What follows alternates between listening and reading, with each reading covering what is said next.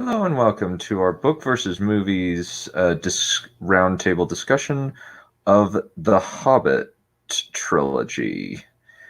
This is going to be an interesting discussion because, I kind of like these movies. There are people who do not like these movies, but I'm interested to kind of see where where we come up with. I think we'll agree on a lot of the criticisms, but we'll kind of see where that goes. Anyway, allow me to bring in Count Valerian.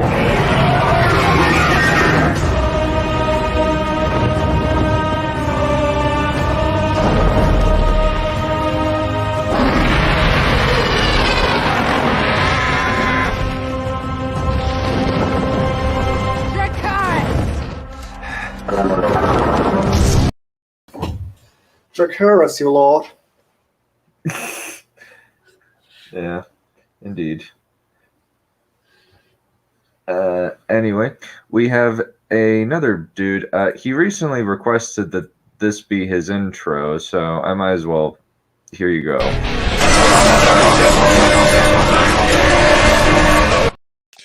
Purge, purge, purge, purge. Bad adaptations. Purge, purge, purge. Yeah, I think there's going to be an interesting thing. So, pardon me, but there's no link to in the live streaming videos. I know that the bot is apparently deciding to be finicky today. Oh, like it was yesterday. Because I wanted to link to this. I want to share this in a Facebook group. So I'm trying to find a link to it. Yeah. Allow me to. I was waiting until we go live, but I have the link set up. Let me. Oh, don't do that. Pardon me. Sorry about that. Echo. No worries. No worries. Dun, dun, dun, dun, dun, dun, dun, dun. Here we are. Good. Yeah. I need to make. I'm going to need to mute this thing.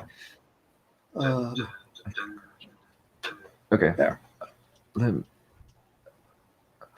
Okay, so I have it in a little. I'll have it up in a little bit. I did cut and paste a link and put it at everyone, so let me just do that. But I need to pull it up on my computer. It should be sending right now. Cool. I found a link in my. That's what was going on when you heard that weird background noise. You heard the background noise. That was what that was. And yes, Nihilist, that is the best intro. It totally fits my attitude towards these movies.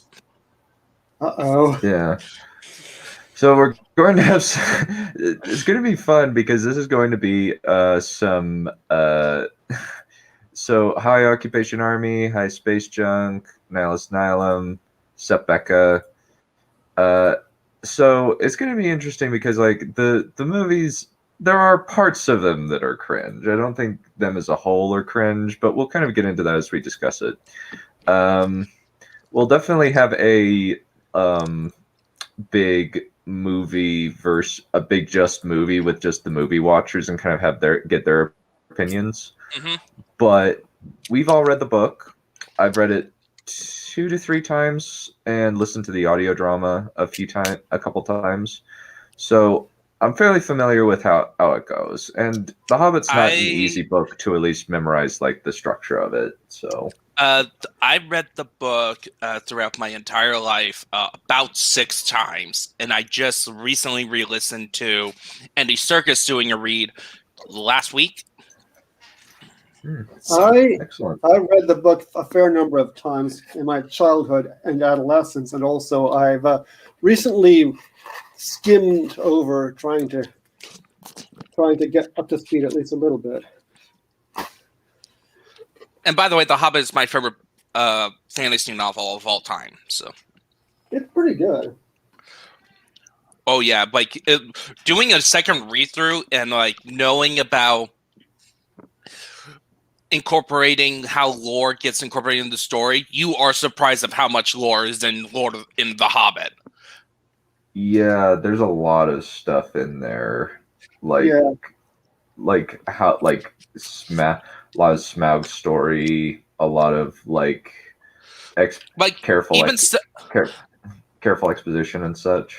Yeah, That like sort of even thing. stuff. The way Tolkien massively used his omniscient narrator voice is just like so enthralling, and even the way he wrote it, the prose, like as if he's telling you on bed a story and then treating you like you're a little kid asking your dad about that, about the story. So enticing. Now you know enough to get getting on with. Yeah. So this is kind of the rough outline of the sequence of events. So what remained the same? What was changed? Did it improve it? What was changed to its detriment? What were kind of just the entertaining bits? Most of them are probably going to be in the Battle of the Five Armies, and what were kind of the not so good elements. And then we'll end with a Q&A where you guys can ask us any questions you guys want. And just keep your questions in mind for when that comes up, and if you will put them in the chat when that comes up, I would greatly appreciate that. It's very nice to kind of have that interaction with you guys and answer your questions.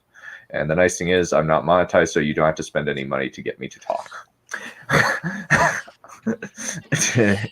Talk to you. Don't worry, Space Junk and Johan, we'll get to those bits. Oh, the barrel scene was a riot. I very much enjoy the barrel scene. It's kind of like awesome in terms of just, this is a little bit ridiculous, but I still love it. And I kind of miss movies like The Desolation of Smaug and The Battle of the Five Armies. Just in terms of just like, this action is kind of ridiculous, but I love it. All right. So what remained the same? Pretty much the content of Unexpected Journey. I have not rewatched that movie recently, or the extended cut, but I love Unexpected Journey. Like, I feel that it's the best of the trilogy, and it did a good job of adapting the material in there, of like Bilbo's, the whole setting up Bilbo as a character to go on this journey, and also the riddles in the dark, of course. Like, it was well done on my memory, and like everything that was great setting up was gonna go on later in the story. And they even do a good job of setting up the stuff they add to change the story.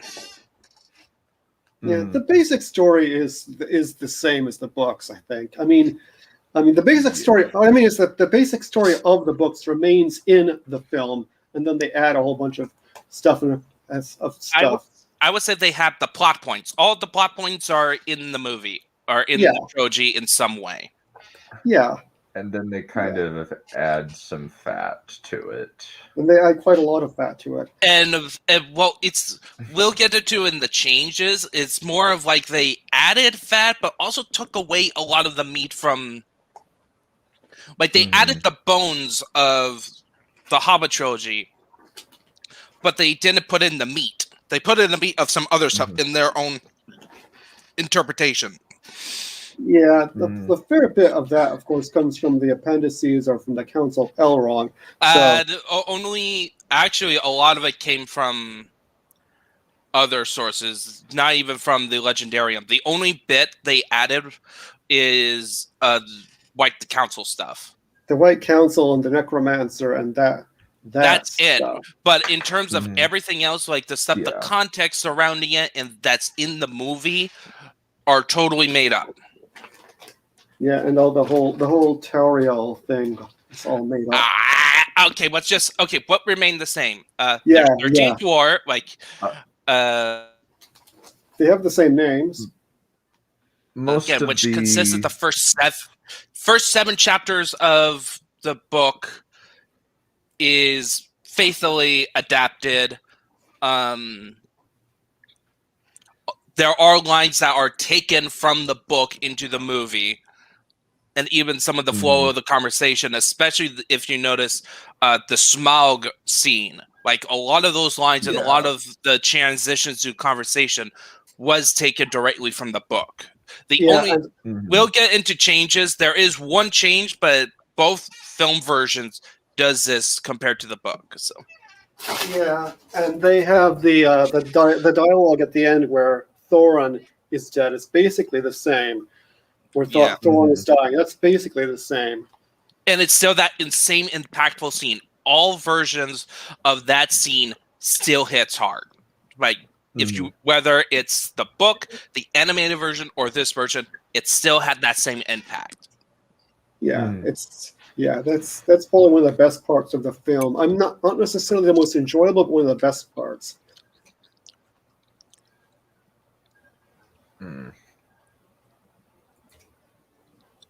Gandalf doesn't return to look for Bilbo after the. I think that he's kind of illustrated that he. I think that he know. Yeah, that's kind of a difference between Bilbo in the movie versus Bilbo in the book. Bilbo kind of is a little bit more active out of the gate in terms of I'm going on an adventure rather than him being shoved out the door. His joke side is the one that takes is more active than That's not too bad a change, but it's definitely a change. Yeah. Well, it seems like we're going to go to the changes now. Yeah. We might as well. I think like it. Yeah, like pretty much like these are the main things that remain the same. Like pretty much the overarching plot is pretty much the same. Like even characters. A lot of every character that's in the book is part of this trilogy in some way. Yep. And it doesn't just very little was cut, and what was cut was added to the extended edition. Changes. So these are kind of. Pardon me, 1 second. These I would. Oh, go for it. Sorry. Thematically, it's fairly close too, but that's because the I would disagree. I would disagree. Well, the parts that they kept from the book. Yeah, the tone is really different though. Well, it's not just the tone. It's we'll get into like negative changes. It's more of like an effect of the additions they put in. So what they added in this one is essentially they added content about the Necromancer and the White Council, where for those who don't know what that is, so during the events of The Hobbit, when Gandalf leaves Mario the dwarves. Legolas is still dumb and will always be dumb and will forever be dumb until the end of time. Oh, yes, yeah, that was dumb. Super Mario Legolas. No, basically like a Dynasty Warriors Legolas. That's what Legolas is in these movies. He's Dynasty Warriors version. Or I remember him climbing up. Wasn't he climbing up some rocks that were falling? Yes. Or something? Yeah. That's how we got Mario Legolas. Completely defying the laws of physics. Well, he's an elf. He can do whatever because he just can't. Yeah, but so the changes they have is that when Gandalf leaves Bilbo and the dwarves at the edge of Mirkwood, it's interpreted that in the book it was I have other business that I was only planning, and it was foreshadowed that he was only planning to be with the dwarves up until Mirkwood. Like he has other business, and that other business was him with the White Council. And this was also revealed at the end of the book too, during the return journey, is that he was part of other White Council. In the book, there were other wizards, but Lord of the Rings, they added it's like Elrond, Galadriel, Saruman, and they all fight this guy named the Necromancer, who is revealed to be Sauron in the Lord of the Rings. I think that was a retcon. Yeah, it's totally a retcon. Yeah, so they added it to this story, this trilogy to extend it. They did a lot more of explaining animosity between Thorin and Thranduil. They added Legolas. They added a romance plot. And then another big change is that they have Azog, who in the book is supposed to be dead, but instead they have him as like the main bad guy chasing the dwarves until the second movie. and then he kind of screws off, and then he comes back. Then he screws off, then comes back. They add a lot of fighting fighting scenes, a little bit too many fighting scenes. It gets kind of monotonous. Yeah, at certain points, yeah. And then at they certain changed. points, Lake yeah. Town gets changed too. A lot of stuff in Lake Town gets Oh, changed yeah. up Oh, that- drastically. Oh, that Lickspittle shop. I'm not even sure Yes. why he was there particularly. I don't know They either. didn't really need him, did they? Did they? No, So they what did happened? not. So here's the events in the book. In the book is like the dwarves arrive, and they arrive on the edge of the shore next to Lake Town in barrels. They get off. Thorin is with his force of personality. Bezos goes into the town saying, "I am Thorin Oakenshield. I have returned." And then the people in that town who have been for generations been hearing about this prophecy and through song about the king of the mountain returning, rejoice, thus accepting Thorin and the dwarves, and then they are well supplied and they go off to fight there. They go off to the mountain, not necessarily to fight, but they go off to the mountain. Yeah, to reclaim treasure. Yeah, The worms of Arrakis. So, up in Lord of the Master- Rings. Oh yeah, somehow. yeah, and not used tactically sound at all, despite Yeah. Azog supposedly being a brilliant commander, being able to lead an army with the flag signals up in the mountain, seeing blobs of troop like he's playing an RTS video game. But the whole thing, they didn't even use those worms, did they? I mean, they were just No, they just use them to pop up the army. It's like the equivalent of respawn.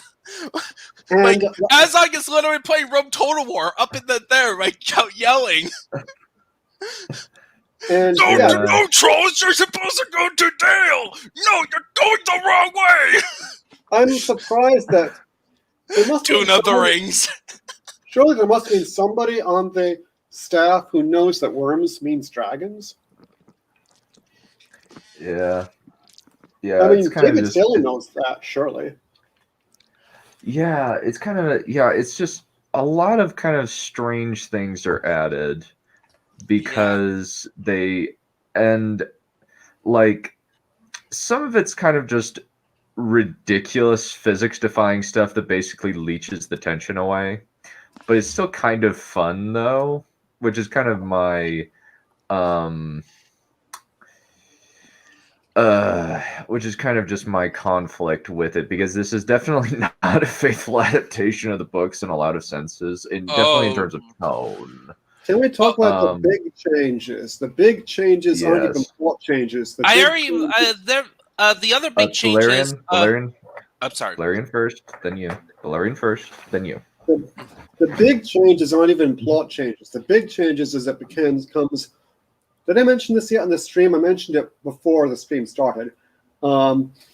Completely different genre. It goes from being a children's book, which is about a quest, to an adolescent film. I'm not saying it's a bad film, but it's for adolescents, basically, and it's about action. By which I mean fighting. Honestly, I would say that this film, these movies feels together more like Game of Thrones style politics in a Lord of the Rings skin. Because you get a lot of that with like, oh, these complex characters who have to be rulers, and they are doing all this relational stuff that's involved in politics, and it's like, oh, you failed to stop smog in our time of need, so I'm mad at you. I don't think that they were. I don't think he was mad. I think he was just looking to discredit him and make him look like he's just a moaner complainer. Yeah, I'm just like legit mad. I think he's just trying to discredit him and just saying your opinion means nothing. Well, I'm just using it as an example of just like this. Yeah. There are parts of this film, of these movies, that, especially again, Desolation of Smog onwards, does feel like they're trying to put in some, not like deviating from like the main through line of the Hobbit trilogy. And the Hobbit. Also the plot being the prevention of the return of Angmar kind of feels shoehorned in. Oh yeah. Yeah. Basically, we should also mention briefly the context that the Hobbit originally had nothing to do with all the stuff about Sauron, and the ring was just a magic ring, and a lot of that stuff was retconned by Tolkien into The Hobbit to make it fit better with the Lord of the Rings. And the Hobbit trilogy, the films, carried that a little further, this turning it into something serious. Not that it's not serious in the book. Not that the book isn't serious. Even though it added a weird element where Bilbo is like addicted to this magic ring, right? This ring really that even quickly. though very quickly, but while he's trying to get the Arkenstone away from Thorin, like this is an intervention. But yeah, the Arkenstone also has more effect on Thorin. We were talking about that when we were watching it. The Arkenstone is. We were talking about how the ring is kind of a gateway drug, and the hard stuff is the Arkenstone. Yeah, what's so fun? It kind of is, yeah. And like the Arkenstone is actually more prevalent in this trilogy than it was in the book. Like the book, it was like once the dragon was slain, it becomes important. It's basically the third act plot revolving object. Yeah, in this one, it becomes a bit more important. Like a lot more important. And I think like in go for it, Valerian. Sorry. So remember that bizarre scene with? I'm just remembering that. I'm sorry, that bizarre scene with Thorin at the end after he stops being evil. Like they have him like when the gold is swallowing him. Yeah, because it's swallowing him because symbolism. Yeah. Also weird. There are times when there's also these weird moments that gets thrown in, like these weird moments to say that the character is going through something mental. On that, it becomes very bizarre. Like with Mirkwood, kind of being really psychedelic because apparently the air is foul. Oh yeah, as opposed to hungry and thirsty. Yeah, in the book it was because they were hungry and thirsty, and they were frustrated about Mirkwood because they'd never seen ever ending, even though the book explicitly said, "Oh yeah, they're near the edge." Actually, if they just stayed on the path a little bit longer. Yeah, they went way out of their way. I was looking at the map last night, and they went way out of their way. But then they ended up getting closer to the mountain anyway, so it ended up working out. But yeah, because they ran into the wood elves like that. Yeah. That was the thing.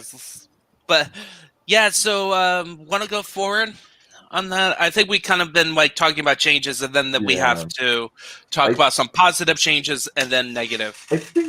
I think another change that kind of bears discussing is the fact that the Arkenstone kind of becomes the MacGuffin in certain ways. Yeah. For the whole thing. Like, it's there in the beginning, and then it's kind of said to Thorin in the prologue of Desolation of Smaug that the Arkenstone represents the allegiance of the 7 armies of the dwarves, and if they come together, they could possibly defeat the dragon.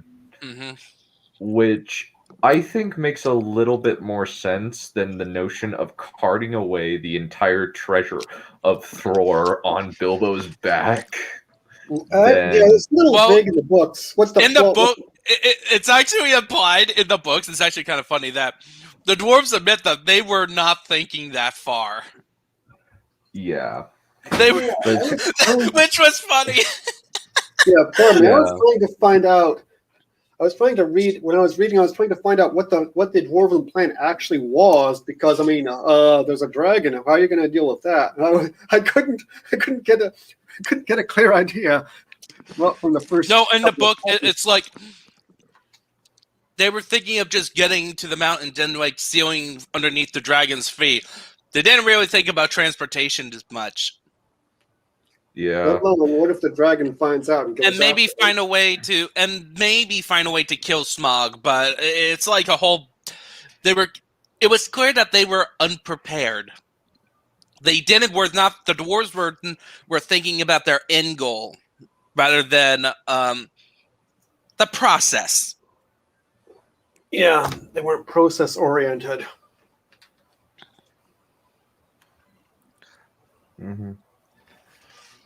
Yeah, I think that, like, in terms of this, I think I like it a little bit better. The fact that this is like that they kind of have a better goal in mind. Yeah, Thorin didn't tell them because he wanted to keep the treasure. He was also like really butthurt about being put into the jail, about being captured and being really, really, really. Yeah, I mean, you can kind of see why. And the Wood Elves were, and Wood Elves in the books are treated that they are very they're suspicious of outsiders, but they're a lot more kinder. Like with the dwarves, they give them food and drink. They, as opposed to the goblins, which are very cruel. And then later on in the book, when they find out that Smaug is dead, they originally had an army to go there to take all the gold because they assume there's no one there. And then they notice the people in Lake Town in trouble. Oh, they stopped for a couple of days to actually help out the people in Lake Town with like food, supplies, making shelter. Because winter was coming. Winter is coming.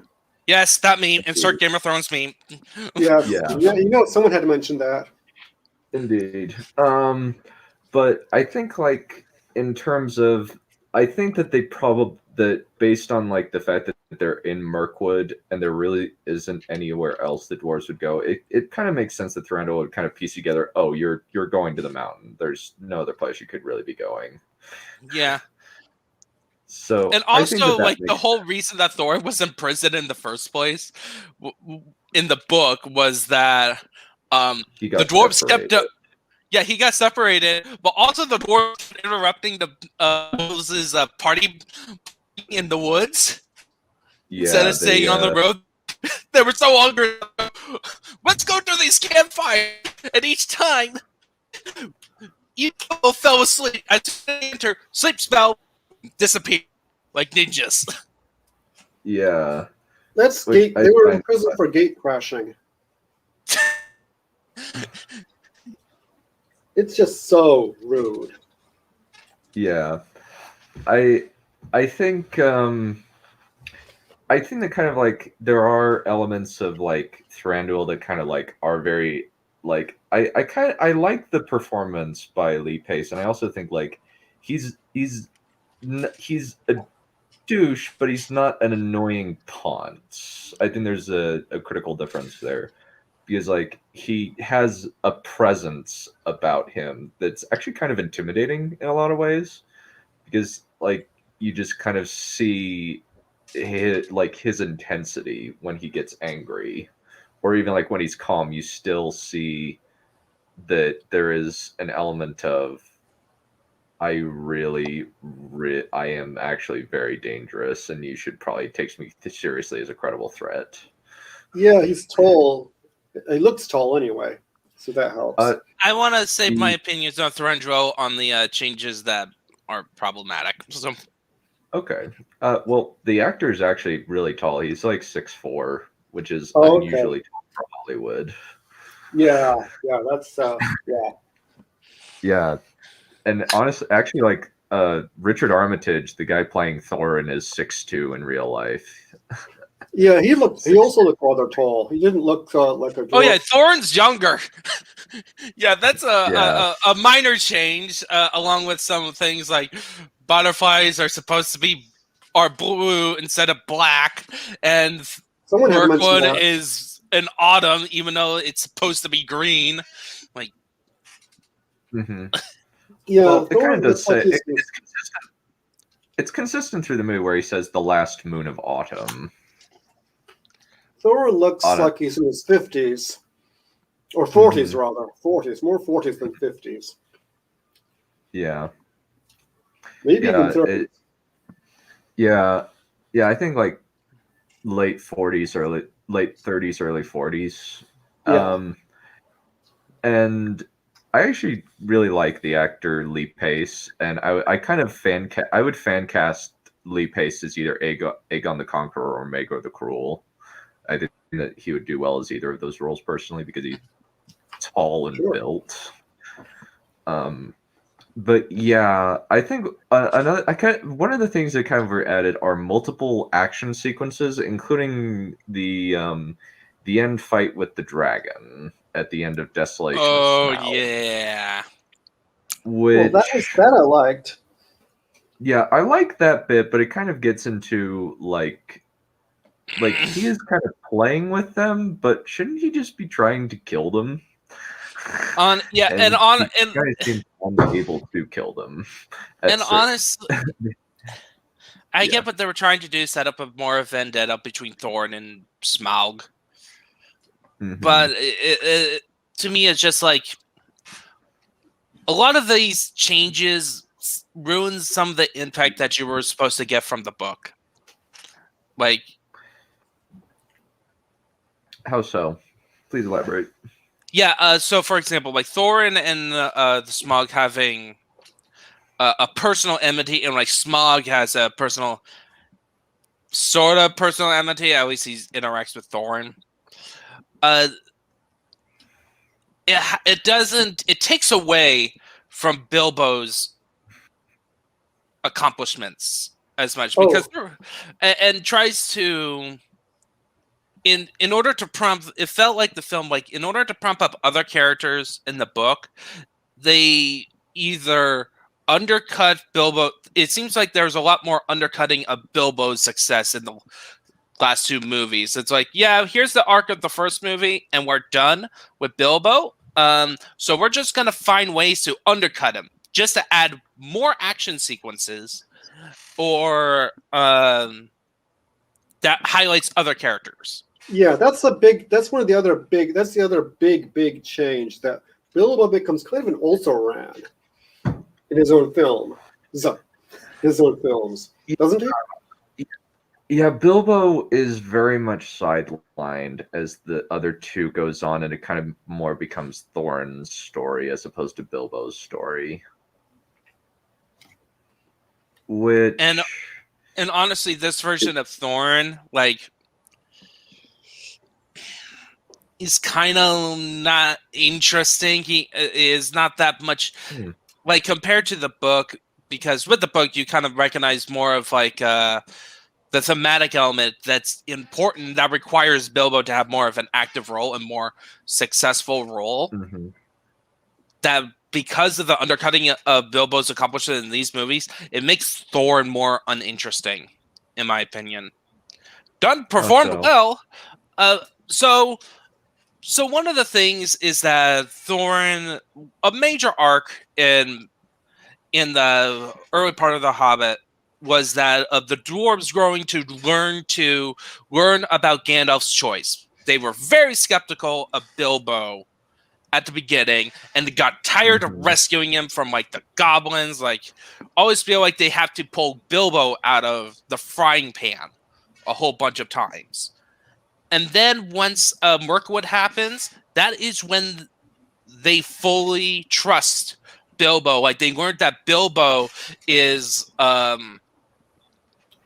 it was wise that Gandalf chose Bilbo. And then by the time they get to Lonely Mountain, they basically make Bilbo the default leader. Bilbo grows as a character. Yeah. But the thing is, when they focus on, and then when also it highlights when Thorin is angry with Bilbo, and you feel sorry for these characters, because Thorin is not like the other dwarves, which are written to be more like Odysseus men's in the Odyssey, where they're more of a mass. There are some few highlight characters here and there of them doing stuff, but in terms of character arcs, like, they don't have individual arcs throughout the book. Yeah, but Thorin has his own separate thing. Like, I think that one change that might have been good would be to have either reduced the number of dwarves or had more die throughout the series. I wouldn't. Oh, that was that. Well, yeah. Only remember all the plot armor in the first couple of books, films. Yeah, the plot armor. That got funny. Yeah, I don't know. Armor is really hefty. But the problem is that it's tied to them making more elaborate action sequences. Oh God, no. Yeah. I mean, yes. I mean, Yeah, no. it's not so much about. It's not so much the danger. It's just the way they decided to make these action sequences. It's not so much the story material. It's the additions. They feel like they're made of. It feels like they're made of bouncy balls in some ways. Yeah. At least Yeah. Bomber does. Yeah, Like when that's like when the bridge collapses and they kind of just start falling down a chasm and then they come out okay at the bottom, and then the Goblin King smashes down on them and he's this 2-ton elephantine behemoth. Yeah, it's like, you got to be joking. Yeah, it's kind of. Yeah, and it gets really old after a while, all the action stuff, because it gets monotonous. Yeah, but there's fun elements, but yeah, there's a little bit too much of it at a lot of points, and there isn't really much like characterization. And I don't think killing off. And I feel like killing off dwarves would not solve the problem. Honestly, it would. So. Why? So, what would kind of be your alternatives? So, I would say for this, it's not so much because you need to have characters. There are some characters and stories you kind of have to do it that they're not going to be as developed as the other, as main characters, right? You got your main characters, then you got secondary characters, and that's what the dwarves are. The dwarves generally are secondary characters. In this Hobbit trilogy, they put a couple more as main characters, so which is good. Like, I think that's the best of both worlds, where you still have that, all of them. You still have that effect of like you have like a good side characters, and so they could do a lot more stuff and a lot more danger that you want to get all of them together, because the whole point was that Bilbo was put there is because they didn't want to have 13 members, because 13 is an unlucky number. Yep. 14 is lucky. Yeah. Lots of superstition. A lot of superstition in this, for the lucky house. Number. Yeah. So I am the lucky number, the ring winner. Yeah, so in terms of like the way the dwarves are made, the changes they made where they just said, "Oh, well, let's give Balin more time and Feely and Killy with interactions with Thorin a lot more," I'm totally fine with. Yeah, that's fair enough. And then in the extended editions, they put a lot more focus on Bolfer as well. Yeah. What about Bombor? I can't remember much about him. Well, other than he's the fat one, that's kind of. He's the fat one, and he keeps falling asleep. Both movie and book is that he's fat. Yeah, basically. He's just, I am the fat dwarf. And he falls asleep a lot, too. Yeah. Yeah, so, especially after the... I do want to talk about positive changes. After the bath in the Enchanted River, yeah. Yeah, So are we moving on to the positive ones? Yes, positive changes. For me, I would say that like Thorin's arc is a positive change because they give him more characterization. It's definitely different than the book because the difference is that he's a greedy old man who wants what is his before he dies. Is kind of the difference between Thorin Oakenshield of the movie versus Thorin Oakenshield of the book, where kind of Thorin Oakenshield is kind of a younger-ish character. No, that's not quite it. It's more like Thorin is somebody who is used to this higher noble status. He's basically a noble going on this adventure to reclaim his kingdom. Yeah, he's the king. He's the king, and he views himself as the king. He's very haughty. Even after it becomes nicer to Bilbo, he's still, I'm the king. Yeah, he's like that. He's always like the king who makes the decision. Like the book even highlights that. Oh, Bilbo at this point knows how Thorin speaks. At this point, where he goes on this long radical talking about what needs to be done, and so Bilbo just cuts him off. Like, like, okay, you want me to go into the mountain? Fine, whatever. Or like he was like, remember the previous times I helped you guys out? That like was a that riot, was his. wasn't it? That was Yeah, a riot. that's in the. So that's Thorn in the book, where it's more. He's more of like a noble. He's supposed to represent a hero as a king, as opposed to Bilbo, which is the morality of a hero.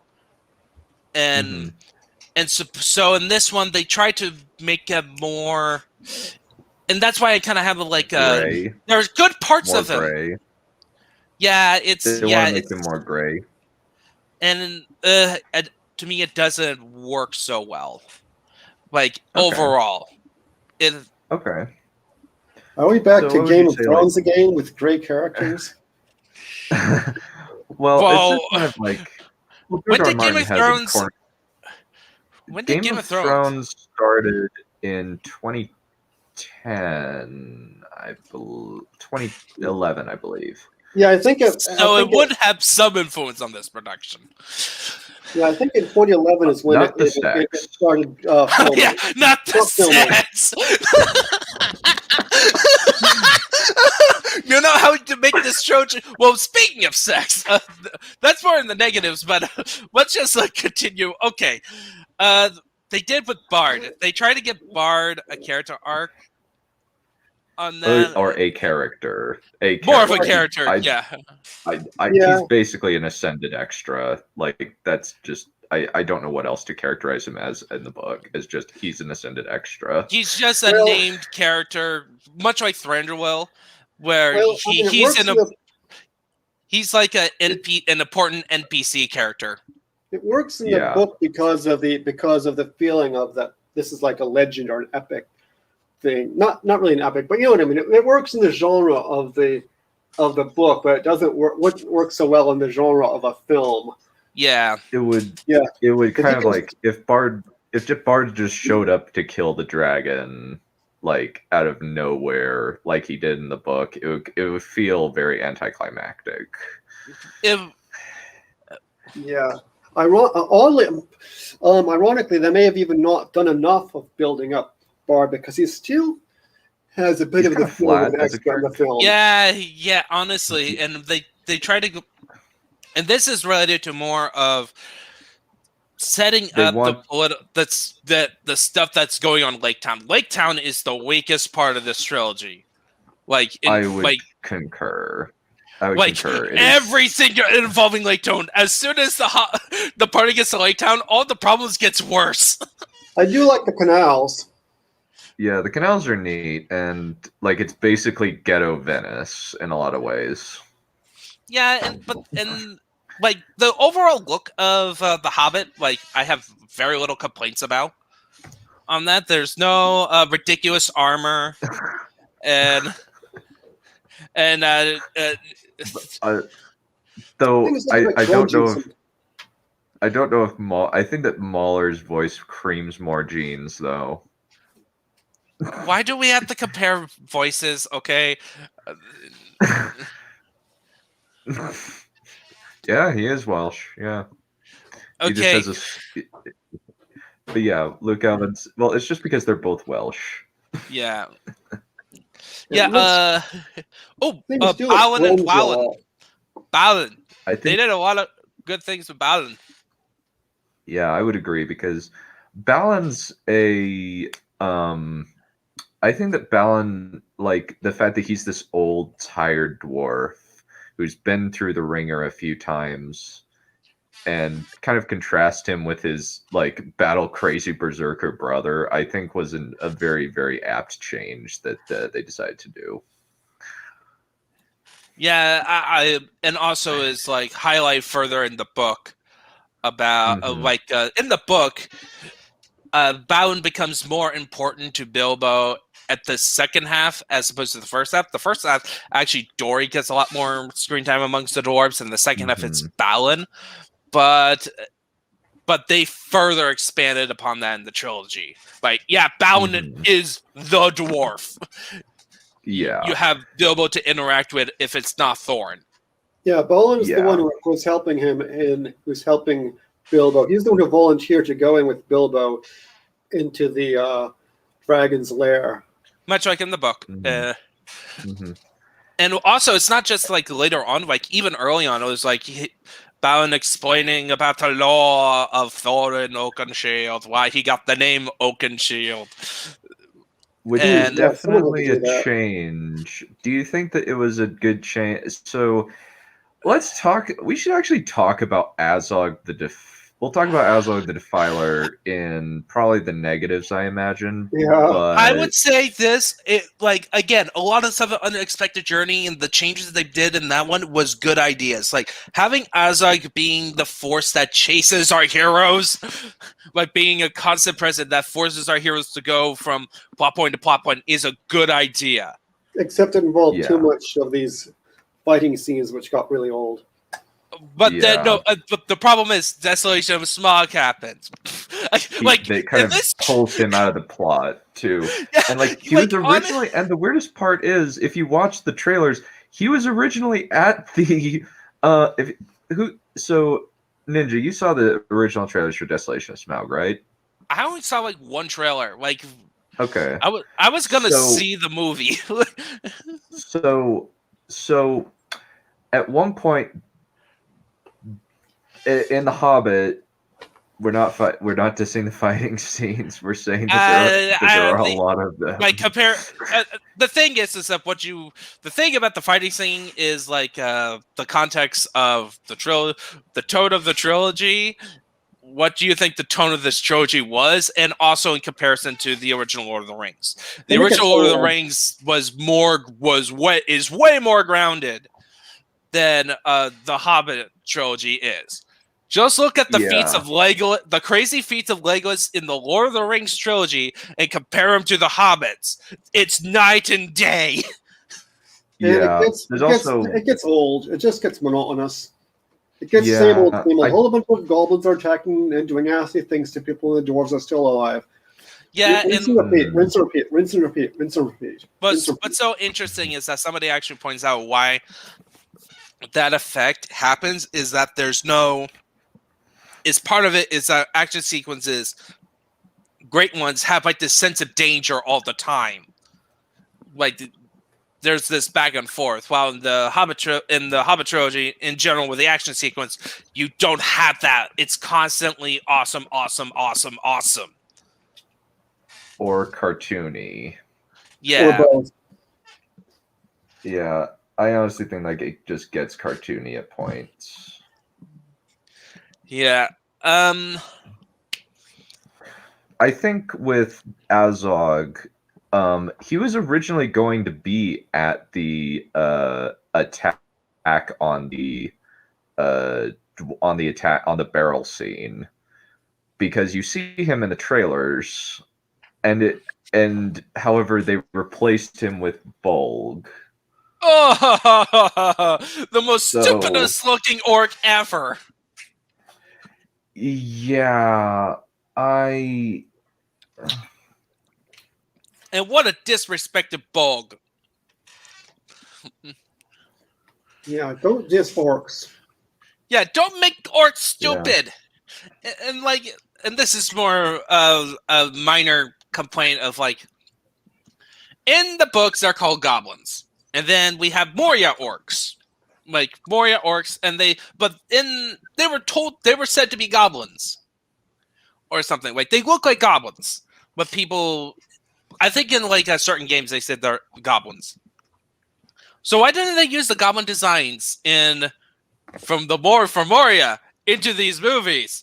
Instead, a lot more pale orcs, just these pale goblins, and that Goblin King with scrotum beards. With that scrotum beard. No comment. Scrotum beard.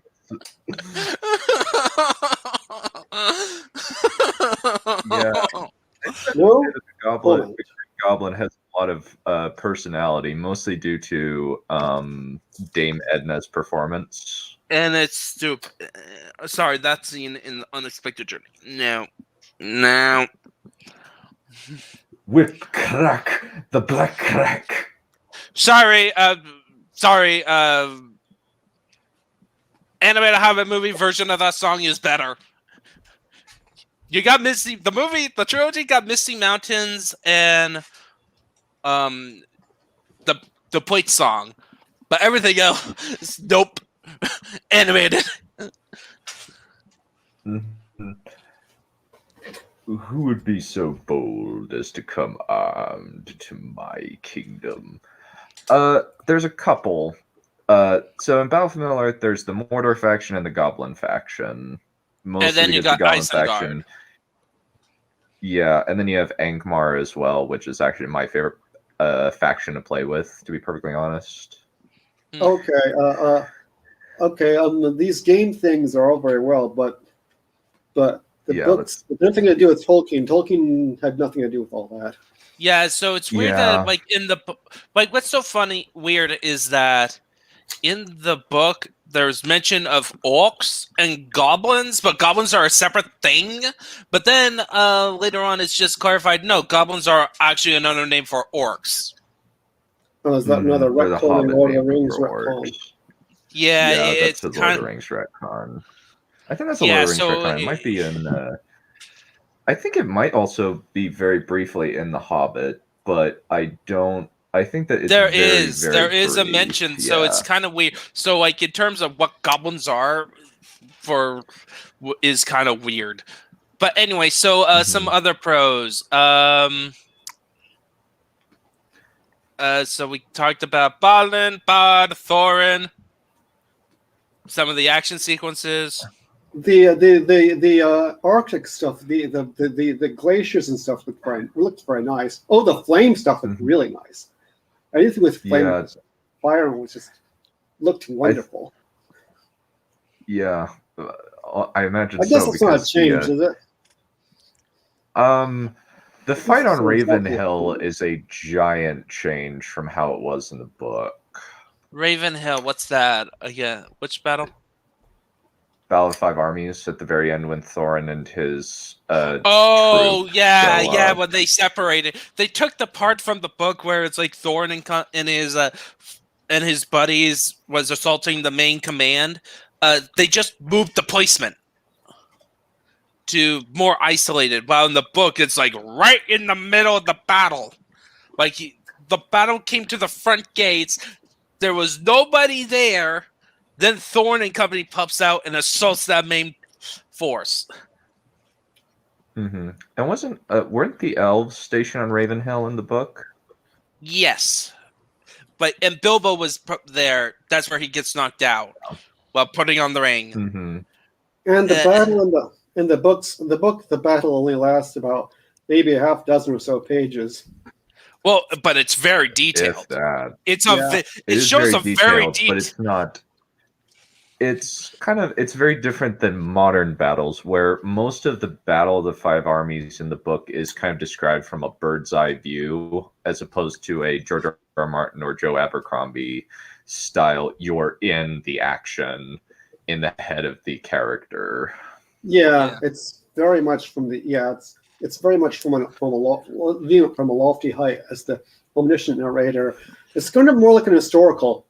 And also, he also highlights how terrible the battle was. Like talking about the overall feeling of what people think of the battle, who survived.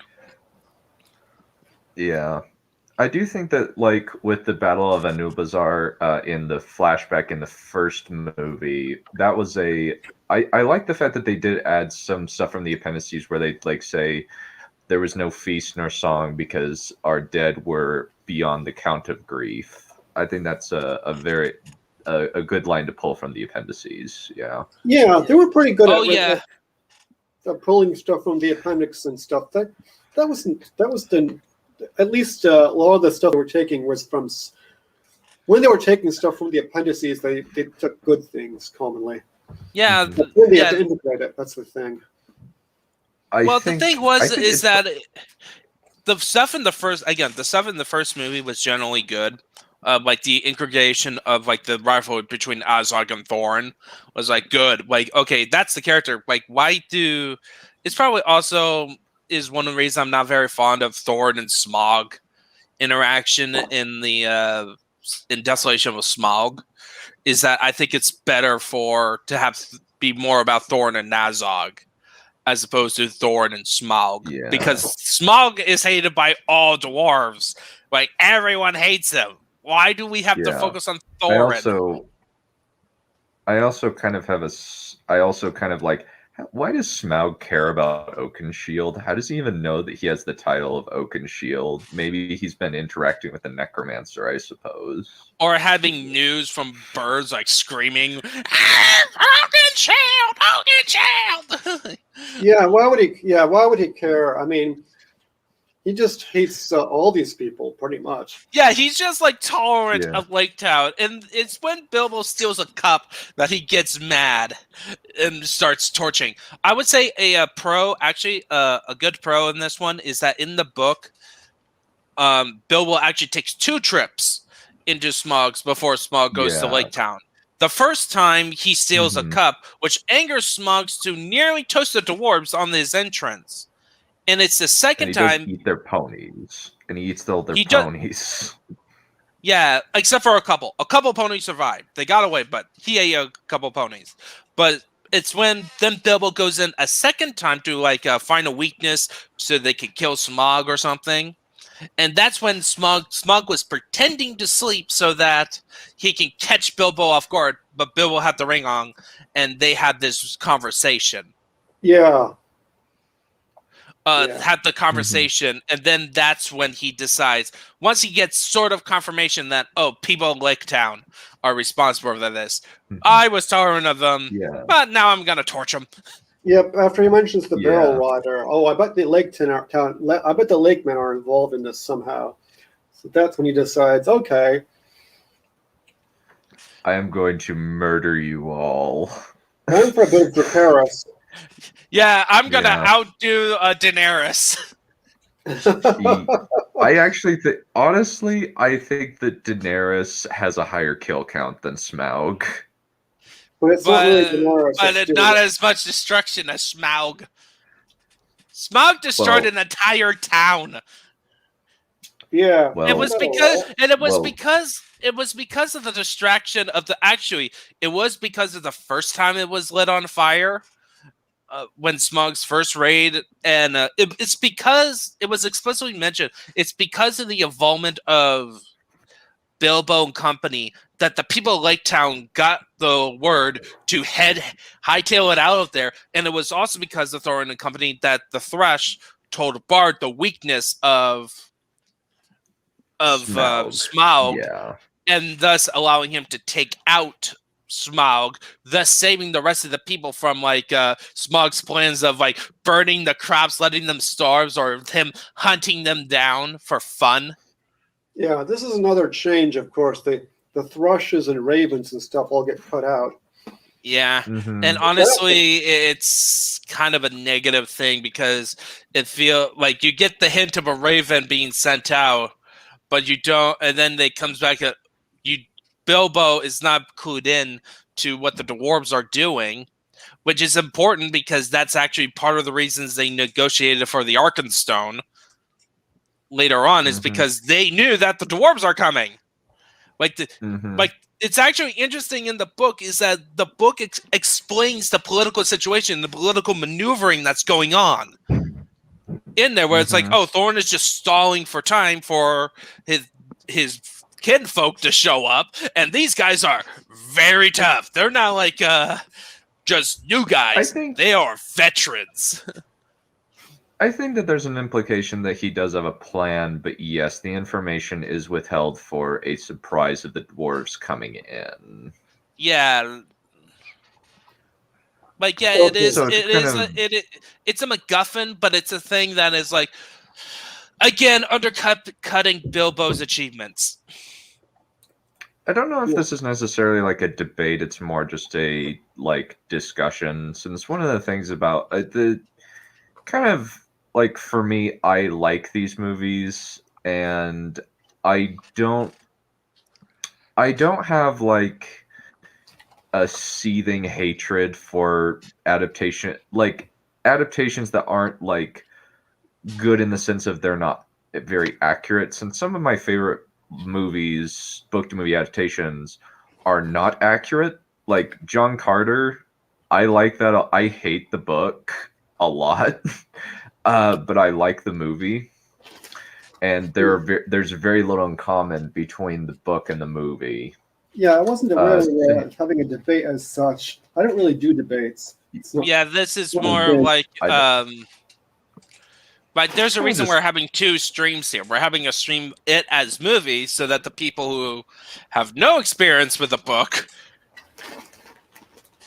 The Yep. Philistines. This is the yes, part- those Philistines, those people that needs to be converted to the wonderful Church of Tolkien.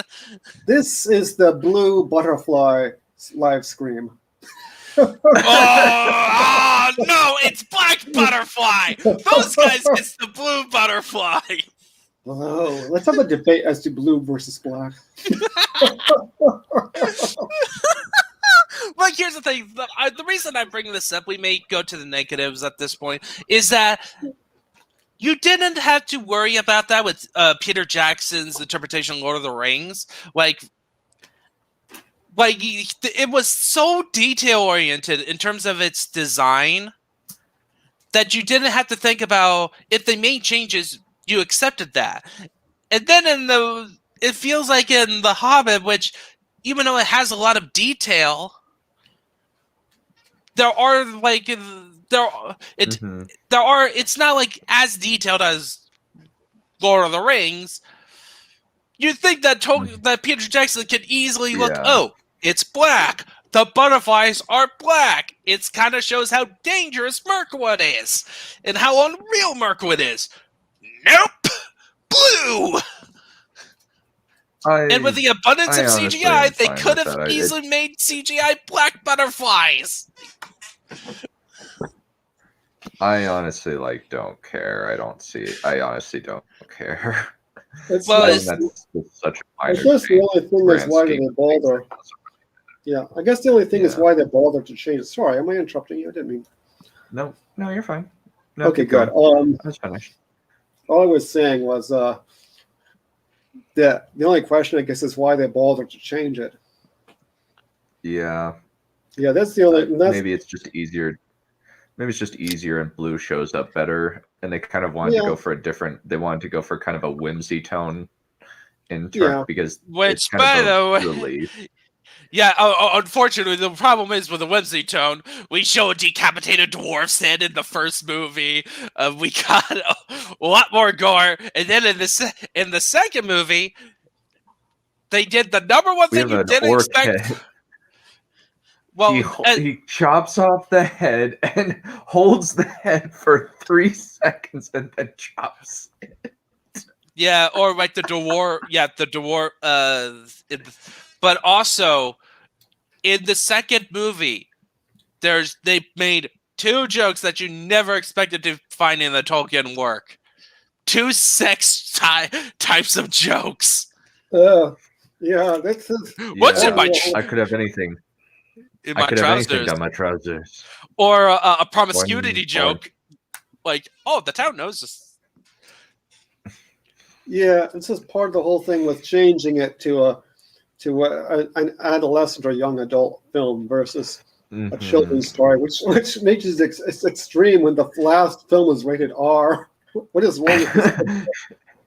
Oh yeah, yeah, and most of it's I think that was I honestly find the extended edition way more entertaining than theatrical because it's Battle of the Five Armies. That's like the best way to watch it. That's the only way now. It's like because you watch the absurdity of the Battle of the Five Armies. Like when a bunch of these inbred incest baby trolls run up to try and stop Balin, Dwellin, and the others from getting to the Ravenhill, and they just go up a rise and just perfectly, the side wheels on the chariot just kill these trolls by turning their heads to paste. Yeah, or how about like the perfect shots against wargs, and then Bowen, like, even though he's left behind, he's like, "Oh, I'm too old for this," as he's like killing off wargs like it's a on-rail shooter. Like or when they turn a warg into bloody paste when they smash it against the wall, all with the side wheels on the chariot. Yeah, the mechanical troll thing. Or how about when one of the orcs got his legs cut off and he ends up walking on his stumps? Oh, yeah, and barrels. I have one word for barrels. Oh yeah, that scene. Yes. Yeah. That scene broke me. That scene really broke me. The barrels. I kind of love the barrel scene because just when the barrel scene is fun, but it's just like this scene. But the context is why it's bad, because it begins the undercutting of Bilbo's achievements. It's like, oh, Bilbo's brilliant plan. Like in the books, it was interpreted as a brilliant plan. In this one, it's like, ha ha ha ha. Ha ha ha! And then Orc shows up. Yeah, he should have sealed them inside of the barrels. But like in the books, he does. Yeah. In the books, he does, but in this, he doesn't. And like the whole joke, like the funny moment in the book, it was that he forgot that he didn't put himself in a barrel. Yep, and then he had to bounce on the top of one and keep from drowning. And then he had to deal with hypothermia and all. Yeah. All this stuff. That must have been a riot. Yeah, basically, the way to watch a lot of the action things. Pardon me. The way to watch a lot of the action things is to watch with a bunch of friends, and then you can just laugh at them. Yeah. Yeah, because like I imagine like in the Battle of Fire, Tarek was going, "Oh my gosh!" I think at least 5 to 6 times. Oh yeah. Yeah, I should have also said. Well, also like, he also said is like, if I hear one more time, Ninja, about that, it's in the book. But part of the book, I will beat you with a shovel or something. Yeah, White Dragon was also rebelling. Okay. Against all the book stuff. Yeah. Shut up about the books already. Shut up about the books already. Shut up about the books already. I just don't like modern stuff. I don't like much about anything. Yeah. I'm sorry. Well, it's kind of just like there are things that like I think that like in kind of honestly like after what we've been getting now.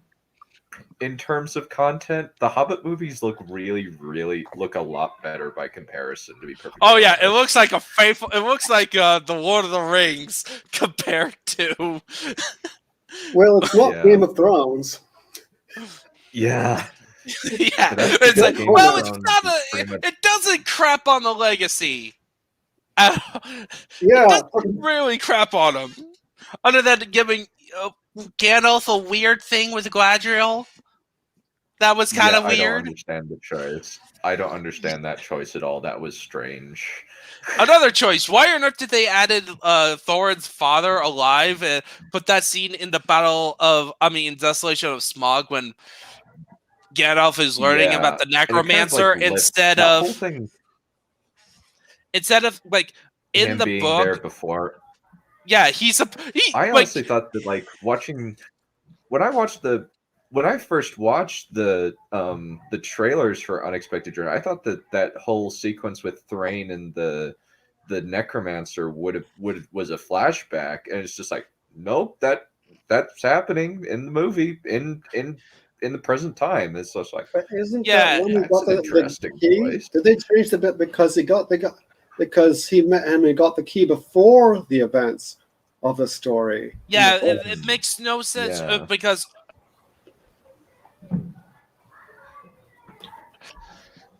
the rings, but it's. And then also,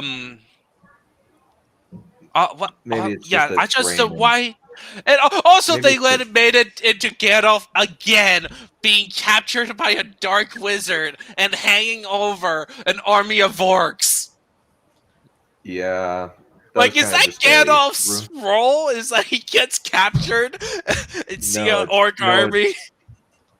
no. He's to prove the fact that all you need to be in Middle Earth is a robe, a staff, and a drug habit.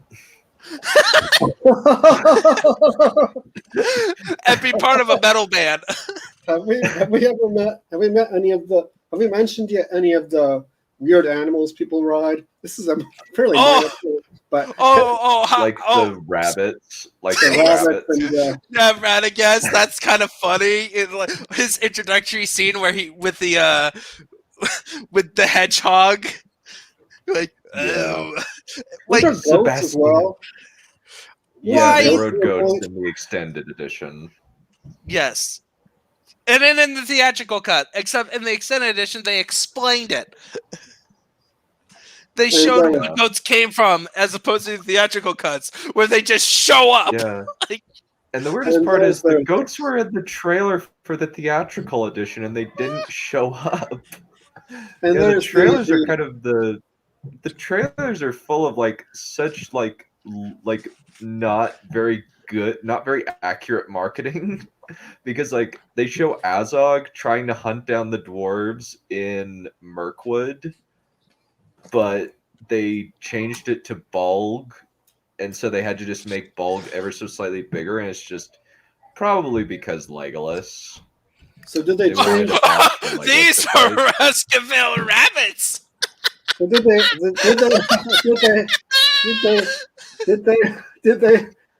What was I trying to say before I got amused? Oh yeah, trailer.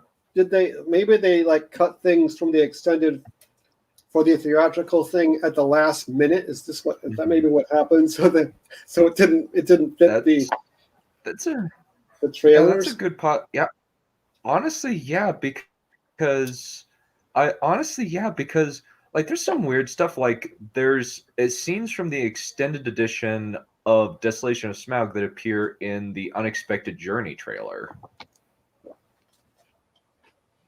as well as like stuff that doesn't show up in the movie in the Desolation of Smaug trailer. Same with Battle of Five Armies, and it's just kind of something, and it's kind of a prevailing thing across them, where it's kind of just like, that wasn't in the movie, or that's in the extended edition. Why is this here? And it's just kind of like, it kind of speaks to the rush production of these films, because it just like, I think the analogy that Richard Taylor, the guy who runs Weta Works Up, said was, you're literally laying the tracks in front of the train as it's going forward because of the lack of time we had because of the studio. Well, obviously not literally though. Yeah, not literally. This is really my bugbear. This is really my bugbear, is the abuse of the word literally, because there's not much point in having the word if we're not going to use it to mean what it means. Yes. That's by the way. And also like the little changes, like the change of actor for Thorin's dad Thrain, where one of the things that they did was, in the prologue for Unexpected Journey, he's missing an eye. And then in Desolation of Smaug, in the extended edition where you see Thrain, he's got both his eyes. Oh my goodness. It's just little weird continuity. It's kind of just a weird continuity choice, and it works slightly better in the theatrical, where Thrain is not in it, but in the extended, it's just like, and also it introduces the notion that Gandalf, it's not stated, but it's hinted at the fact that Gandalf thinks that Bilbo found the seventh dwarf ring, but because that's a major thing with Thrain, is that they're wondering about the last of the seven dwarf rings. So there's kind of some weird. It's kind of weird that way, because like just some slightly strange choices. It was kind of an odd choice there to make that implication.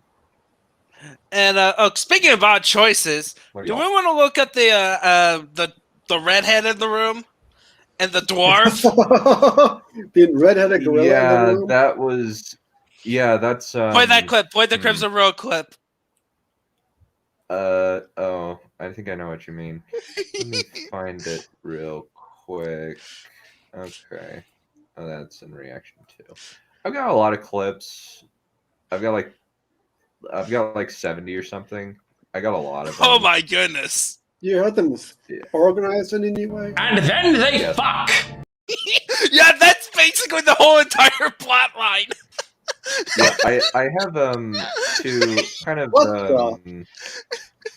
I have like 1, 2, 3, 4, 5, 6, 7 different categories that I put them under. But yeah, I have a lot. I try to have them organized. Yeah, but okay, so on Yeah. topic. That Yes. a romance subplot.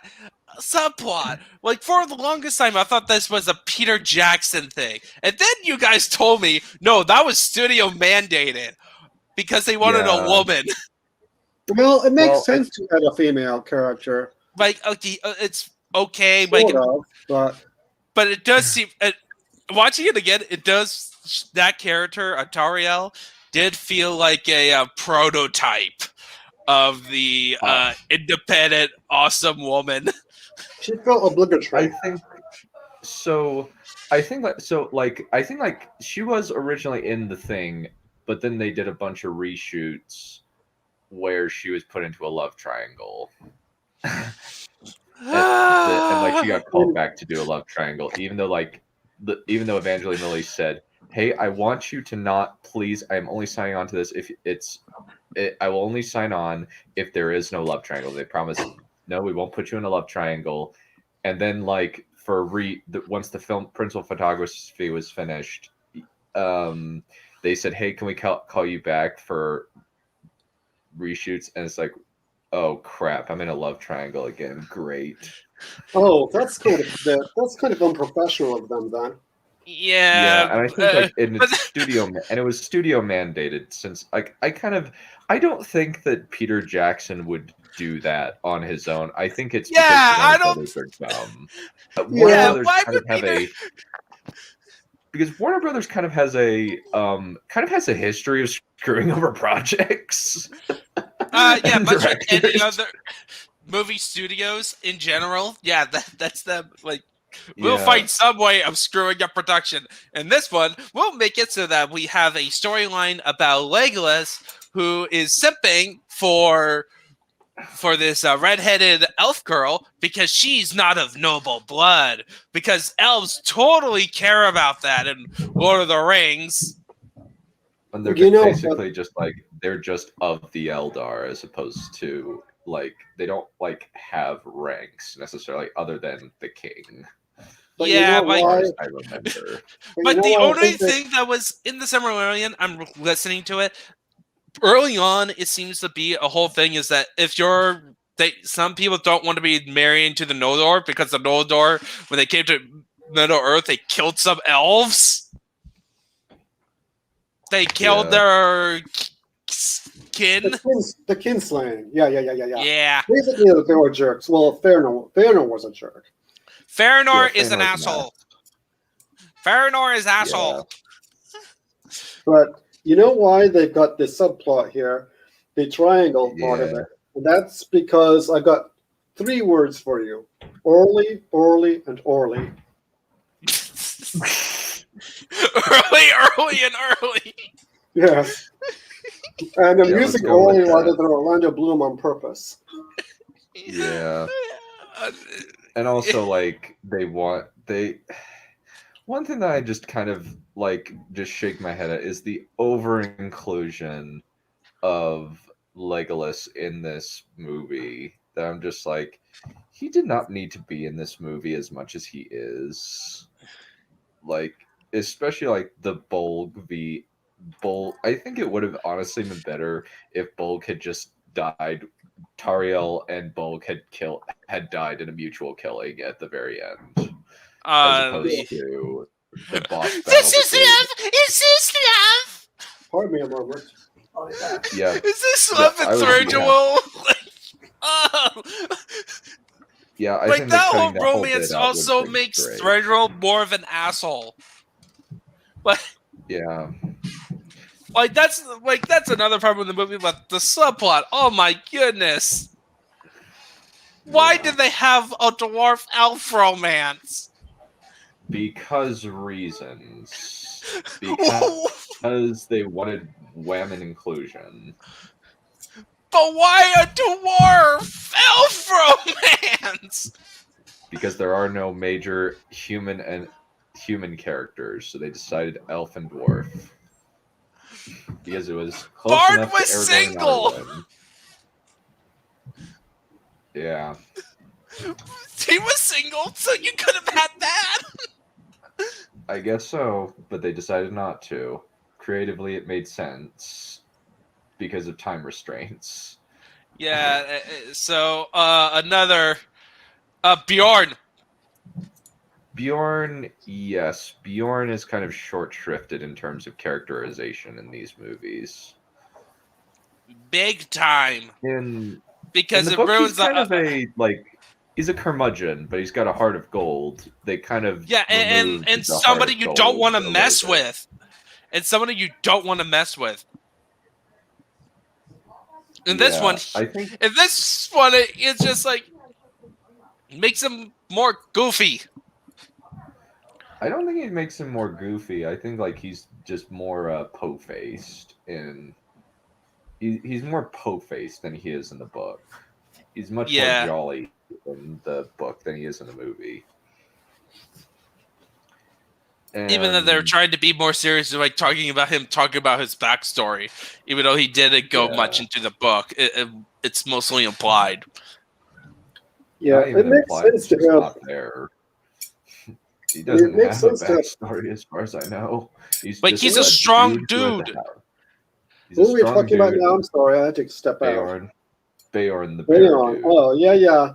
This is one of the weird things in the book, too, because we've got, which isn't really developed in Lord of the Rings, they've got these human beings, human beings there's one who can turn into a bear, and there's one who can understand thrush language. It's not really explained in the book.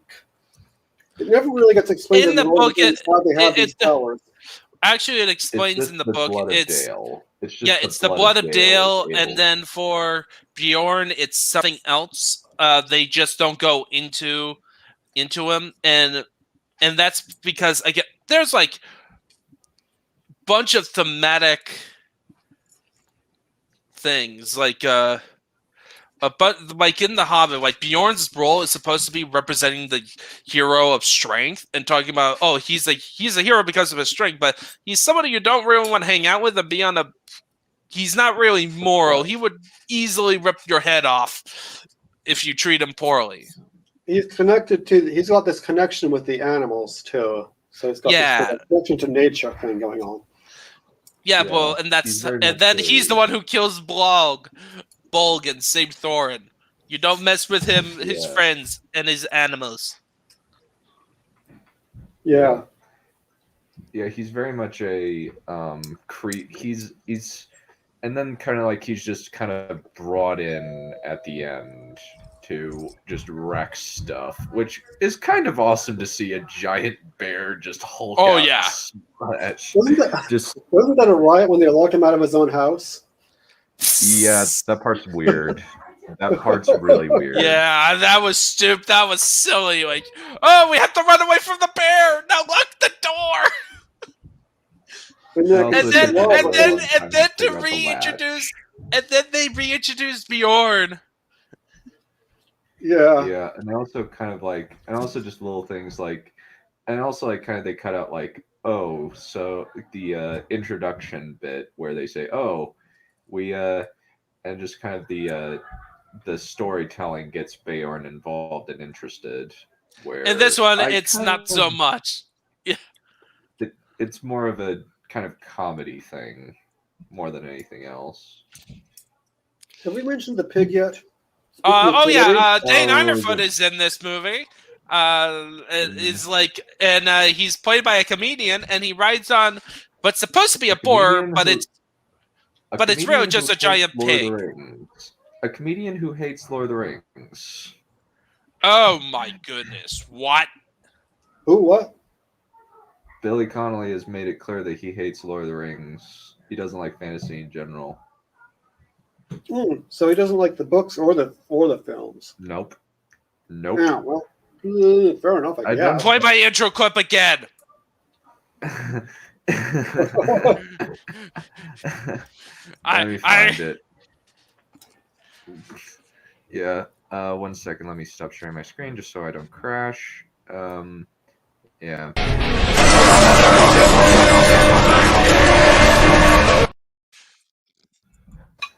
There. That's what you get for hating fantasy. Purging.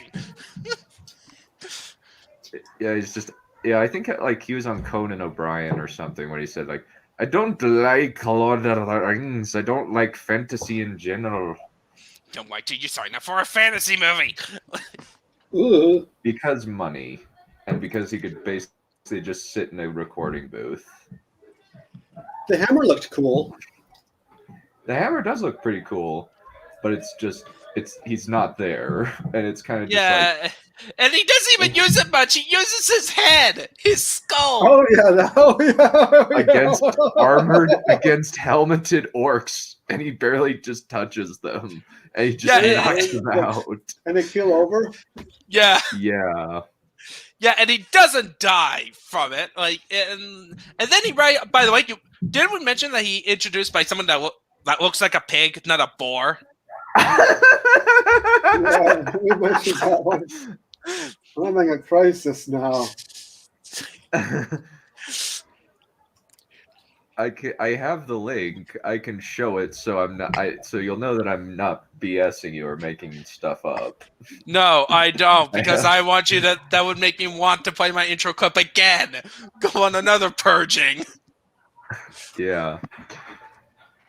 Yeah, a lot of this kind of movie is kind of like a combination of kind of a lot of plot cul-de-sacs, as Lindsay Ellis would put it. I do like using that term to kind of refer to plots that kind of just go to the side and then circle back to the main plot and nothing really happens. Bilbo, like worms, yeah. pets. Yeah, and since there's only one image Alfred that's Lickspittle. Basically, a diet is one of imagine the worst. Diet is the worst change to this movie series. Diet Theoden. What? I'm sorry, can one of you talk at a time, because I was getting confused. I couldn't hear what either of you were saying because you were both talking at the same time. Sorry. My apologies. But basically, I'm just saying. My apologies. Okay, you're lying. Diet Wormtongue is I would say is the worst addition to this whole series. Oh yeah. Did you say Diet Wormtongue? Yeah, and also the master. My original thought is like he's Diet Theoden, because that's literally the relationship. Except he's pervy Theoden. He's pervy Theoden. Oh no! Oh no! Oh. Now I want to go on another purging campaign. Purging with my kid. Indeed. But anyway, we have a combination of Theoden who gets no redemption arc, who's just a rich person who wants money. Lazy slob. Who wants money? Lazy slob. Fat lazy slob. This is a fat lazy slob who, like, in the book, he's just a businessman. That's pretty much all. Yeah, that's basically him. He's just a greedy businessman. Greedy businessman. Yeah, who's a politician. Yeah. He's basically a sleazy politician. He's Governor Gumpus. Or he's like a You know what? Yeah, he's a plutocrat. more gluttonous. He's a more gluttonous Governor Gumpass in the movie. Yeah, he's a plutocrat. Yeah. Yeah. And it's very much a like they decided to kind of steroid him up a little bit. In term like roid up his grossness. And they included like having him eat sheep balls at one point. Because reasons. I don't know why. That it chose sheep balls of all things for him to eat. Oh no. Is that Alfred Lickspittle You remember there? that bit? No, it was the master. He just presents it. Bollocks, sire. Smothered in gravy. I think I mercifully forgot that part.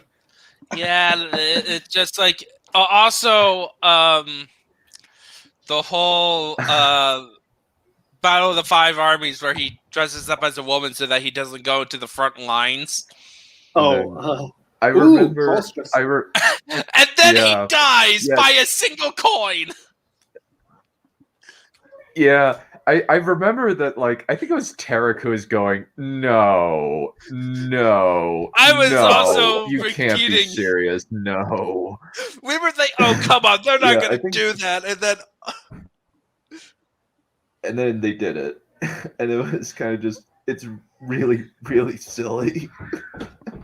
But it's silly in kind of the worst way, where basically you have the missing link from Monsters vs. Aliens trying to kill Gandalf, and his staff is experiencing performance issues. Not like that. Because apparently Radagast was doing something to that staff to make it not work. What were you doing, Radagast? Technical difficulties. Yeah, whole lot of technical difficulties. And then he gets saved by our friend Alfred Lickspittle is hiding in a catapult. I don't know I think it's an orc catapult. Yes, because I think it's an orc catapult and then one coin falls out of his bra. Yeah, and falls onto the trigger mechanism, spins and falls flat, lowering it, and he gets shot into the troll's mouth and kills it. You know what that reminds me of? The old Mousetrap game. And then instead of blood, it's coins to show that he died. Yeah. Yeah, but it's like the old Mousetrap game where just where things just bump into each other. Yeah, like, it kind of got to the point where it's kind of like random, incoherent. It's kind of random and incoherent at points. Oh. Stop talking about logic. Logic has nothing to do with a movie. Random incoherent rubbish happens and people empty their pockets to see it. Indeed. Rather be good here at juvenile delinquents. Yeah, let me grab that bit. I think I have that. Ooh, I have it here. Stop bringing logic into a movie! Random incoherent juvenile shit happens, things explode, and people empty their wallets to see it! Yep, that's basically this trilogy in a nutshell. Desolation of Small.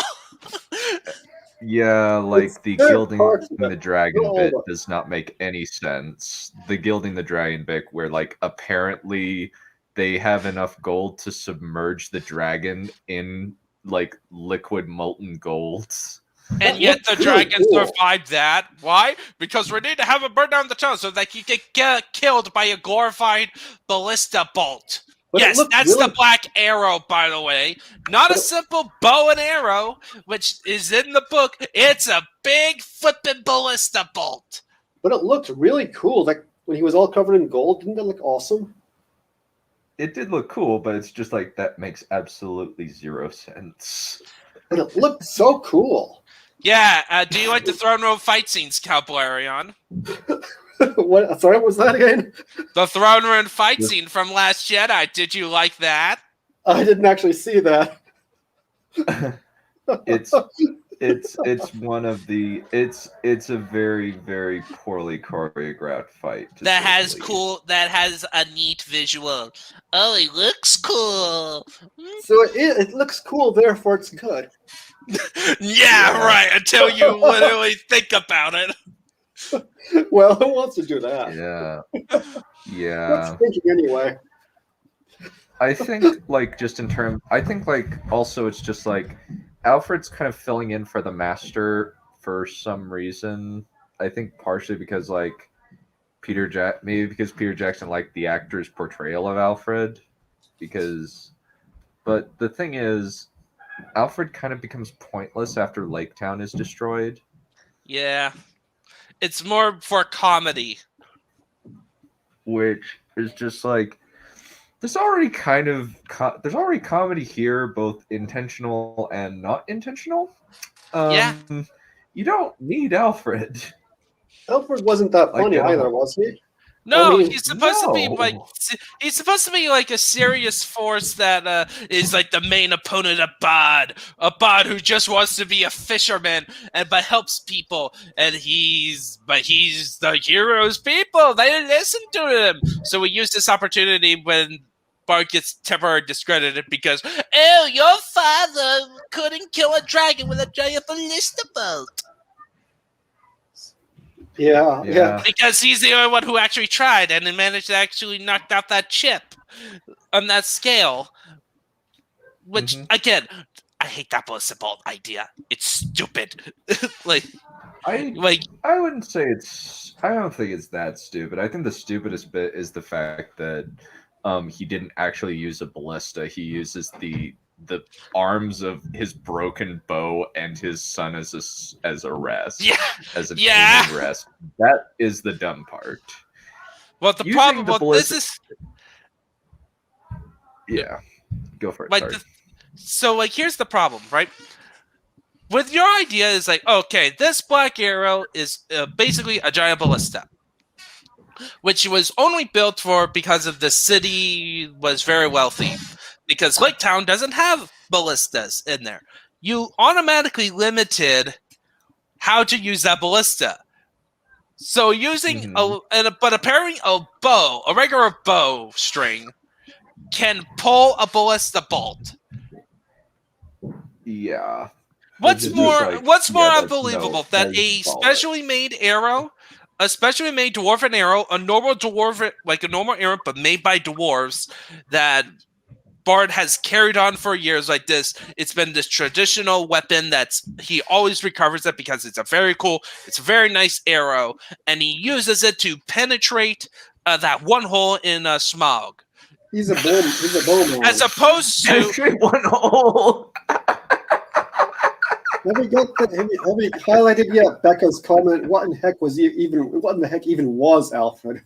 Yeah, Alfred is just What the heck even was Alfred? Littlefinger's even more. Wormtug's even more inbred cousin.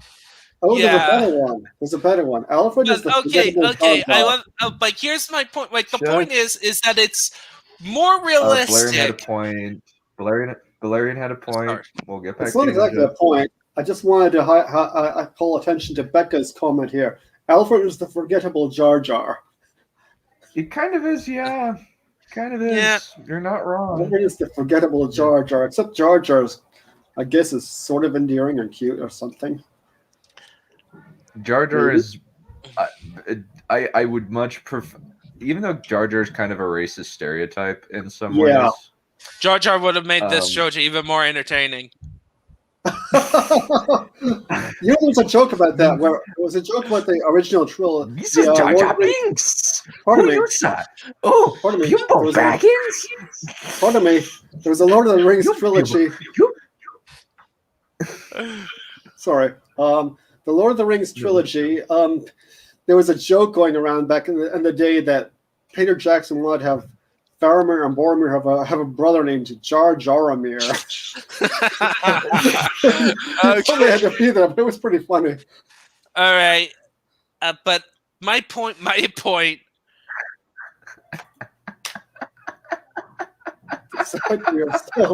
point is that it's actually more realistic just to have the family carry around a normal arrow that's black and have it penetrate the Black Dragon's Hull than having to set up this ballista, which, by the way, in the visual of the town getting totally torched, it's totally torched. So that means the ballistas will be the first to go.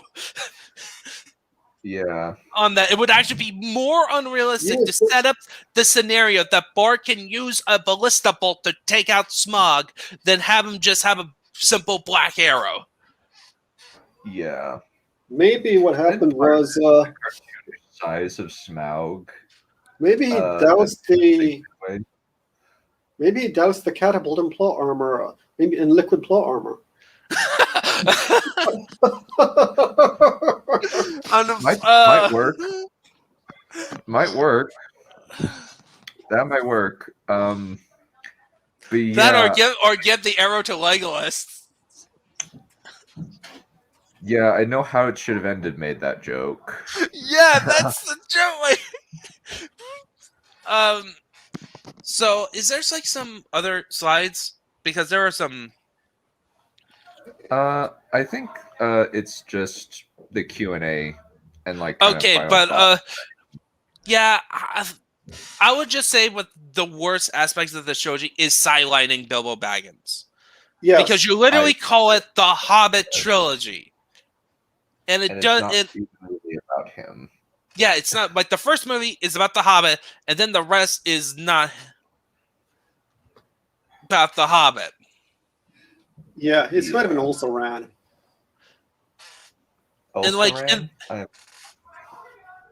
Remind me what that is. I've never heard of that.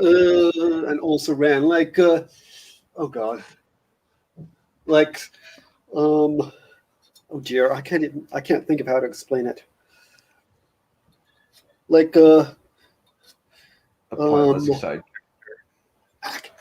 Okay, there's the main character, and then there's like also ran is like some kind of extra who just sort of was there. He just sort of turned up and ran up. I think it's from racing. He like also ran in the race, but he didn't win anything. He just sort of was there. Also ran. I thought that was the name of a character archetype that I'd never heard of before. Okay. Yeah. Yeah, it's actually another anime term. Yeah. Okay, of course. It's an I didn't realize you were a weeb. You've been a secret weeb this whole time? Can't you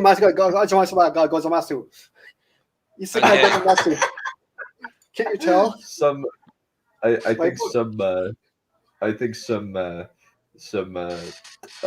think somebody probably out there just queefed themselves or something. I'm thinking Fury. My voice wasn't squeaky enough to be a proper anime weeb type though, so yeah. So I think I messed up there. My baritone is not very suitable. Yeah, sometimes weebs. I apologize to the weebs, but sometimes weebs don't have their balls dropped until much later in life. No comment. No comment. No comment. No comment. But yeah, I think that ultimately this trilogy suffers from a lack of focus and in a lot of directions that were important versus the stuff that was important in the book and kind of important even in the Lord of the Rings that they didn't quite carry over. Also, not a lot of songs. I'm okay with no songs. Or at least I'm okay with fewer songs. I'm okay with fewer songs. Even though they were very important to the plot and the tone of the story. I can do without Trollalala, Welcome to the Valley. They're not important to the plot. I firmly disagree that they are. I guess they're kind of semi-important to the tone, but they're not important to the plot. I don't think they're important to the plot. They're just there. But at least they have and they have the pertinent songs from the book, like Goblin Town. Actually, they don't have there's one pertinent song that's actually not was not in this trilogy. And that is King Underneath the Mountain. King Underneath the Mountain. It was a song sung by the people of Lake Town as celebration for Thorin's company that arrived. Yeah, fair enough. Yeah, and then there's reprise. Prophecy. They just made it into it is in there. It's just in a verse. I know but even though it's technically it's both a song and a prophecy, and then also important moments was they resung Misty Mountains when they were all in the mountains, but it highlights other verses about Dragon was dead, and like there's more verses to those songs. You know what's outrageous though? Oh, sorry. Oh, I was just thinking like kind of that moment where it's kind of I know what you're talking about. His armor is shriveled. His bones are now crumbled. That's the one you're thinking of. Talking about the dragon was dead in lakes.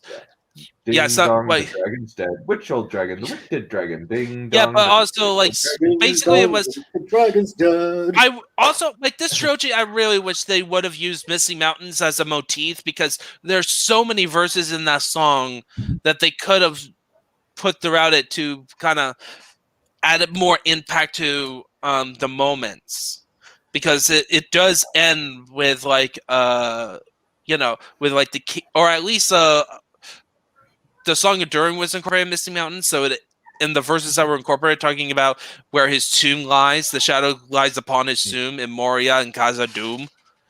So like just to show like, oh, this is the end of Thorin's story. Another reprise. What? Isn't that just in the Lord of the Rings?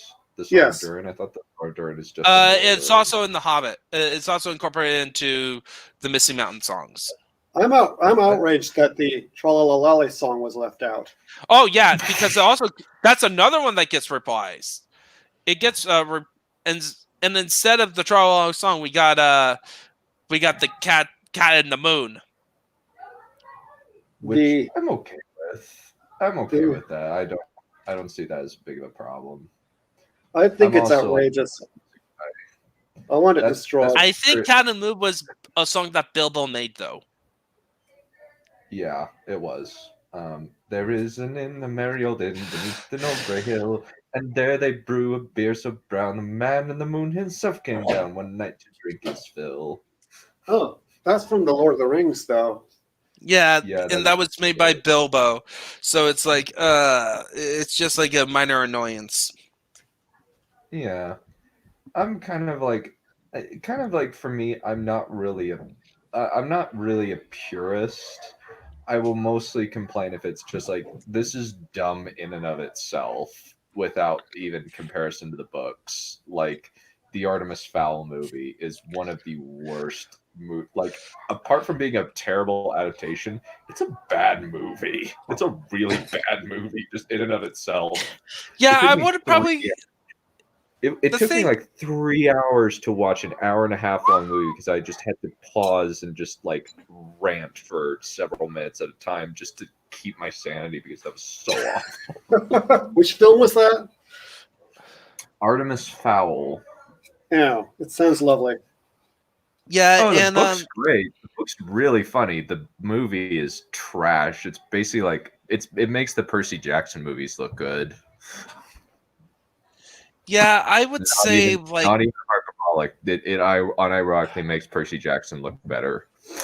Those movies are really bad. Yeah. Even though I think I like see the Monsters the movie better than the book, I really hate that. Hate the book. That book specifically. Yeah. Yeah, I should. Yeah, I will.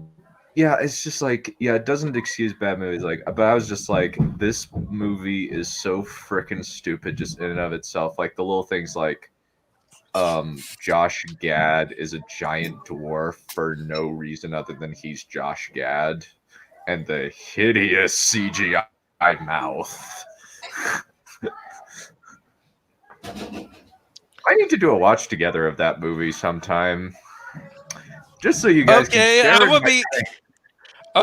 would be up for it, even though I never read Artemis Fowl, so I'll be in Tarek's position. You don't even need to read the book to know that this is garbage. Hey, I need to add bad movies to my catalog because I'm kind of very picky with my movies. I am too, but like I was just interested in watching this, and I used a friend's Disney Plus subscription to watch it, and I was just like, well, I want Dr. Crow to watch it because Dr. Crow freaking loves the book, and he would like I just described the movie to him, and he just went nuts. Oh, Let's see. Yeah, We're doing some Q. Let's see. We might be getting questions. I don't see any questions at the moment. Yeah. But any questions? Just any questions that you want that the chat wants all 8 people that are watching. Feel free to just ask us questions about anything and everything about progress of my books. Currently, Battle of the Seven Suns is the closest book to completion. It's currently at about 19k words, and I should be finished up with it by I'm hoping by the end of the month is the hope for when I should be finished with it. And that's mostly because we just need to add 6,000 more words to it, and then it should be finished.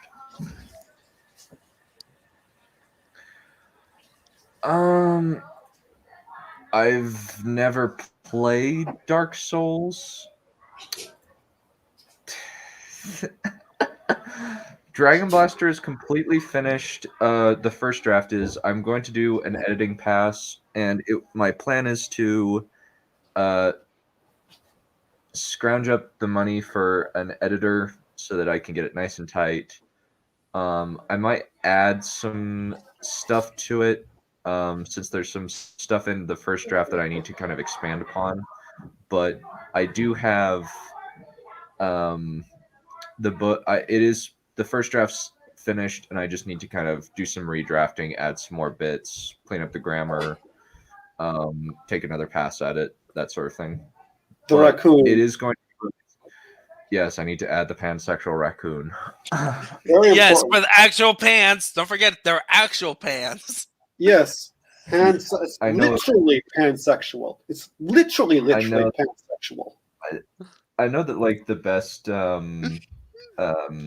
what is it? The best way that I can possibly incorporate is just they are just going through a Walmart or something, and the TV is on, or some kind of baby, and just it's play, and it's just this cartoon of a pansexual raccoon is playing, and they're just like, what the? What? Yeah. And I know that like I can actually do like a bleeps in the book where I just like what the F asterisk, and people will get the idea of what they're saying without actually using the profanity. Yeah, you could even just have them say bleep. literally say bleep. Yeah. Or kind of depending. But yeah, the raccoon will be in there. I promise that the raccoon will be there. Because it kind of has to be at this point. It's such a meme at this point that I have to add the raccoon. Yeah, and isn't that Dragon Blaster in general? It's the whole of Dragon Blaster is kind of meme-ish in a lot of ways. You a lot of ruined raccoons for me. Thank you. They used to be so cute. They still are kind of cute, actually. Well, raccoons have rabies. Well, yeah, but they're really gross animals. That's why they like pans. Yeah, you're not wrong. They have rabies. But yeah, I would very much appreciate that. Let me pull up a list of my books real quick so that you can kind of take a look at it. Some of them are like semi-derivative, mostly because I kind of wrote them when I was a teenager and kind of made some changes to but there are some similarities. Most of them are like cosmetic in nature. Prince of Winter is very much like a grungy medieval fantasy. Rise of the Dark Queen was very much like I wanted to kind of tell a kind of story kind of similar to the Witch King of Angmar and kind of like give some pathos. Lost Legion was kind of my first kind of original idea that kind of I just like had like a like I just played this board game and I was just like, this is such a neat concept where this general vanishes for several years and then he comes back with a large army. I think that's an interesting concept to explore. Wrath of the Drag Queen sequel to Rise of the Dark Queen. Then the Dragonlord Annals is my anthology series, kind of going through the history of various Dragonlords. Tempest of Shadow is kind of a beginning of a trilogy. Oh, thank you, much appreciated. And then Tempest of Shadow is kind of a story, kind of like taking some of the elements from, say, Wheel of Time and the Icanius trilogy and kind of expanding on them in kind of my own way. Because I like a lot of the elements, and then Camp Damnation, I don't know why it's gotten a 1. It's really strange. Like, it's just apparently like somebody didn't even like just read the first chapter and didn't just give it a 1 star, and I'm just like, yeah, that's kind of pathetic. Then various Dragonlord Annals books, and then the third book in the Dark Queen series. That's kind of the list of my books, with a few more upcoming. Just I think I'll only I put out 6 last year, but this year it's only going to be 1 book and 2 novellas. That's the current plan, where I have Battle of the Seven Suns released sometime in June. Then July will be Dragon Blaster, and then August will be the second Dragonstrife. That's the current plan. It might change as I work through more books, but that's the current agenda for this year in terms of releases. That will give me a little bit more time to kind of keep writing and then release. That's the plan right now. Cool. Any other questions for the Discord? Any other questions from the audience? Please feel free. Action figures. I don't have the money to do action figures. Yeah, and I bet and doing a Kickstarter for it is going to be very expensive. You can sell things on you can get things done for you at cafepress.com. But it's going to be a lot of money. I bet. Yeah, that's a lot. That's a You lot. can make more mugs money and things. That's a lot more money than I have disposable income for, to be perfectly honest. And for like I don't mean to offend, but the size of this audience, not quite. Wouldn't quite justify it. You need to roll the bank then. That's all. No, just be more. We just need to find a way to expand our audience. Yeah, if you guys can share this around to wherever you want to go, please do that. Collaboration with other writers, I would be down. At the moment, I haven't really like gotten any. We're thinking about doing something with Smutboy, but there's kind of been no kind of news or information regarding that. No work has been done on it, so I'd be down. I know like one thing that I could do is as like a lot of people could write a bunch of short anthology series, and we could all publish it together and share the proceeds. That's a possibility, like where we kind of all come up with like a bunch of short stories, like maybe like 20k word stories or something like that, and just publish them in an anthology of some kind. That might be. Yeah, Your support is much appreciated, but I don't know how much cake sales will provide the funding necessary. The real purpose of this is a fundraiser. That's Yeah, the real purpose of this live stream. Well, the PayPal is in the description below if you're interested. We accept all major credit cards too. Yes. Yeah, we accept a whole lot of credit cards. All credit cards. And stuff. Please make checks available to Count Valerian the Blarioft. Yeah, wait Incorporated. Yeah. Then I can. Let me set up my own Swiss bank account if you're gonna do anything illegal. Yeah, bigger stuff. Define. Yeah, I think. Yeah. Yeah, I need a larger audience than I currently have. In order to get like get some of those interesting things like action figures. Thank you. I'd appreciate that. But the PayPal is in the link to the PayPal is early in the description, along with the link to all my books, each individually. So Raccoon and Pan action figures. That adults only. I would. So would a pan be? Never mind. Pan is a pan. You know, like the thing you're cooking. You know what? Unironically, probably would work actually. No comment, but buying our special Dragon Blaster pans for all your pansexual needs. There are so many pansexual people who are going to try canceling us for that one. Well, we'll blame Johan. We'll send him to Johan. We'll send them. Yeah. Yeah. Well, it's just we did not come up with this.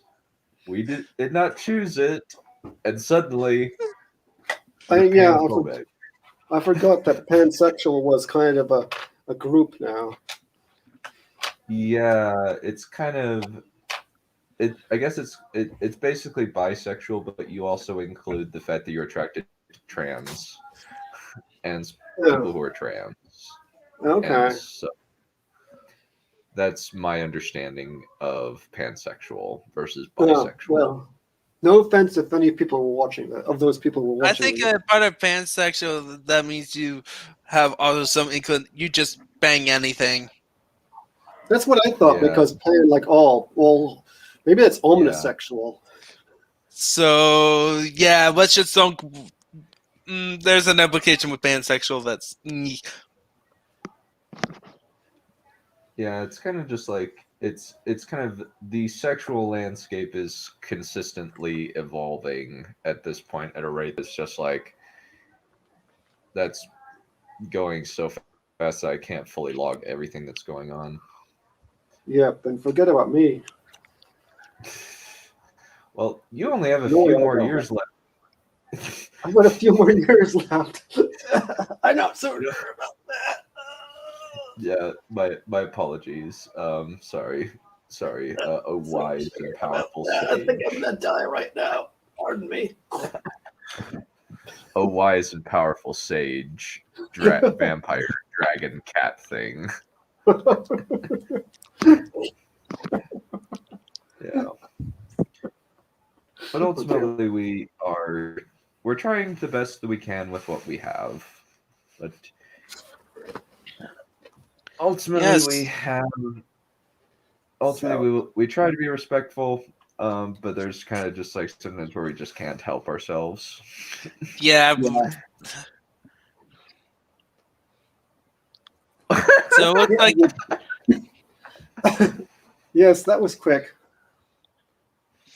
So any other questions other than memes? Yeah. Any actual questions about the subject of the live stream before I go on my walk?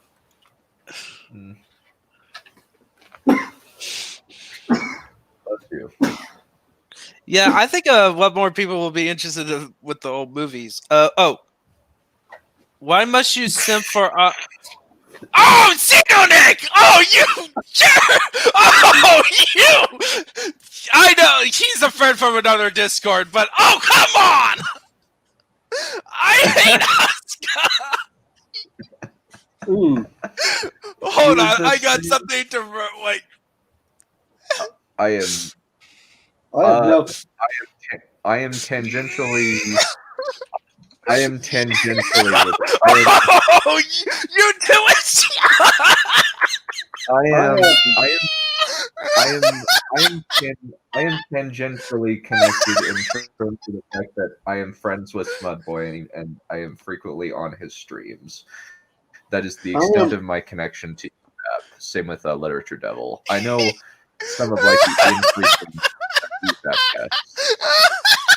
I am even more tangentially connected. And Apparently, Are you still- Ninja's dying. are you still laughing at Just the some friends, just like. Okay, so Asuka is from the show Neon Genesis Evangelion, and she is the creator's interpretation of what a tsundere is, but mixed that with a rival character, and so she's a annoying teenage girl who says she's better than the main character Shinji. What's And- a Sinjure again? What? What was that weird word, Japanese word you just used? Shinji. What's that? Or Tsundere. Shinji Tsundere or is- Shinji? Yeah, tsundere means it's basically somebody who has feelings for a character, but is a complete jerk about it. Oh, Like, okay. doesn't Yeah. really want to give the act like they give the impression they don't like it, but they really like him actually. So it's that kind of character. Like, but basically, right now in the show, she's just like, "Oh, I'm better than this main character. What do you see? You get all the good kills." Oh, okay. And blah, blah, blah, blah, blah." So of course, the internet decided to make fun of me on that. That would make you a Tsundere Well, at least simp. it's okay. At least it's better than Heather from Total Drama Island saying that I simp for her. So that would make you a Tsundere simp, I kind don't of like like- Cindereys, which would and make I you. don't like which would make- bitch. but it alliterates. I do love Total Drama Isle, where it's just like they kind of just are taking the piss out of reality shows and just saying, no, Yeah, this is all fake. Yeah, This really. is pretty much all fake by just having like the whole thing be scripted out. And since as far as I know, it's all scripted and it doesn't matter. And like, it's not a physical challenge because it's all animated. It's just, this is a reality show animated and it's scripted and it's just the animators are in complete control. So who wins or who doesn't is totally irrelevant to like is totally going to be guaranteed from the end and from the beginning. Okay. It's like even with Survivor, there's kind of like with Survivor, there's kind of the illusion that there is going to be like a like variety of ways the show can end, but with Total Drama Island, because it's an animated show, there's no way. That yeah. it's- Instead, it just focused on the comedy. Yeah. And I've only watched like 4 or 5 episodes here and there of the show. I just know that it kind of like gets more and more ridiculous as the show goes on.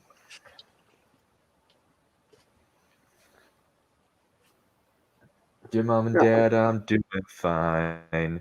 You guys are on my mind. But yeah, I very, very apt question. Oh, here we go. How Yeah. much am I connected to E EFAP? I am tangentially. I know Smudboy and Literature Devil and Glib and Southpaw and Evan Monroe, but I don't know Mahler or Rags. I occasionally watch their streams. They're a bit too long, and It depends on the subject matter. Like I've yeah, kind of skipped- and the guests. I've And I kind of disagree skipped with a lot of their opinions on a lot of modern stuff. It just such as to me, like Wonder Woman 1984. I imagine is one of them.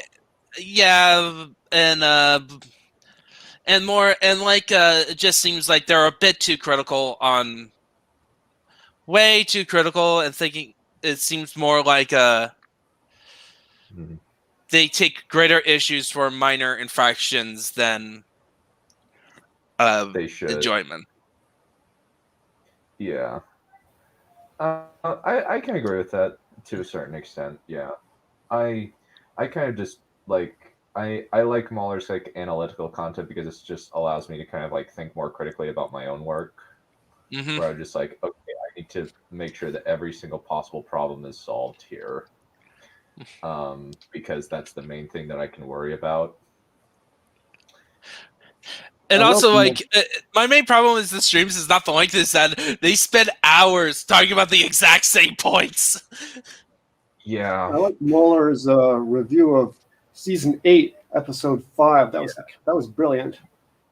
Yeah, the fact that it's there's so much wrong with that episode that it took him 2 hours to talk about everything that was wrong with it. Yeah, and it took And I him also months to complete it to actually write the yeah, thing. and I also love just the creative insults like you turnip, you cabbage. I like I the hot hope pie. that I like the bit where hot pie is. They do this voiceover thing that proves that hot pie is going to turn evil and mad cook, I guess. yeah, he's the reincarnation of the rat cook. It explains everything. Yeah, like every time he makes a meal, the gods flip a coin with a little poison. Probably had to be there, but it's pretty hilarious. Yeah. Yeah. Yeah. A lot of women like Mahler's voice. Like I think that uh one of my favorite like secret streams that Anna did that I have saved is where Mary Mayhem consistently is drooling over Mahler throughout the whole thing, and it's just like I think like at one time like he showed up and she's like, Mahler, will you impregnate me with your voice? This is getting awkward. I'm not sure it works quite like that. I thought it was the stork that did that. How is that awkward? It's just hilarious.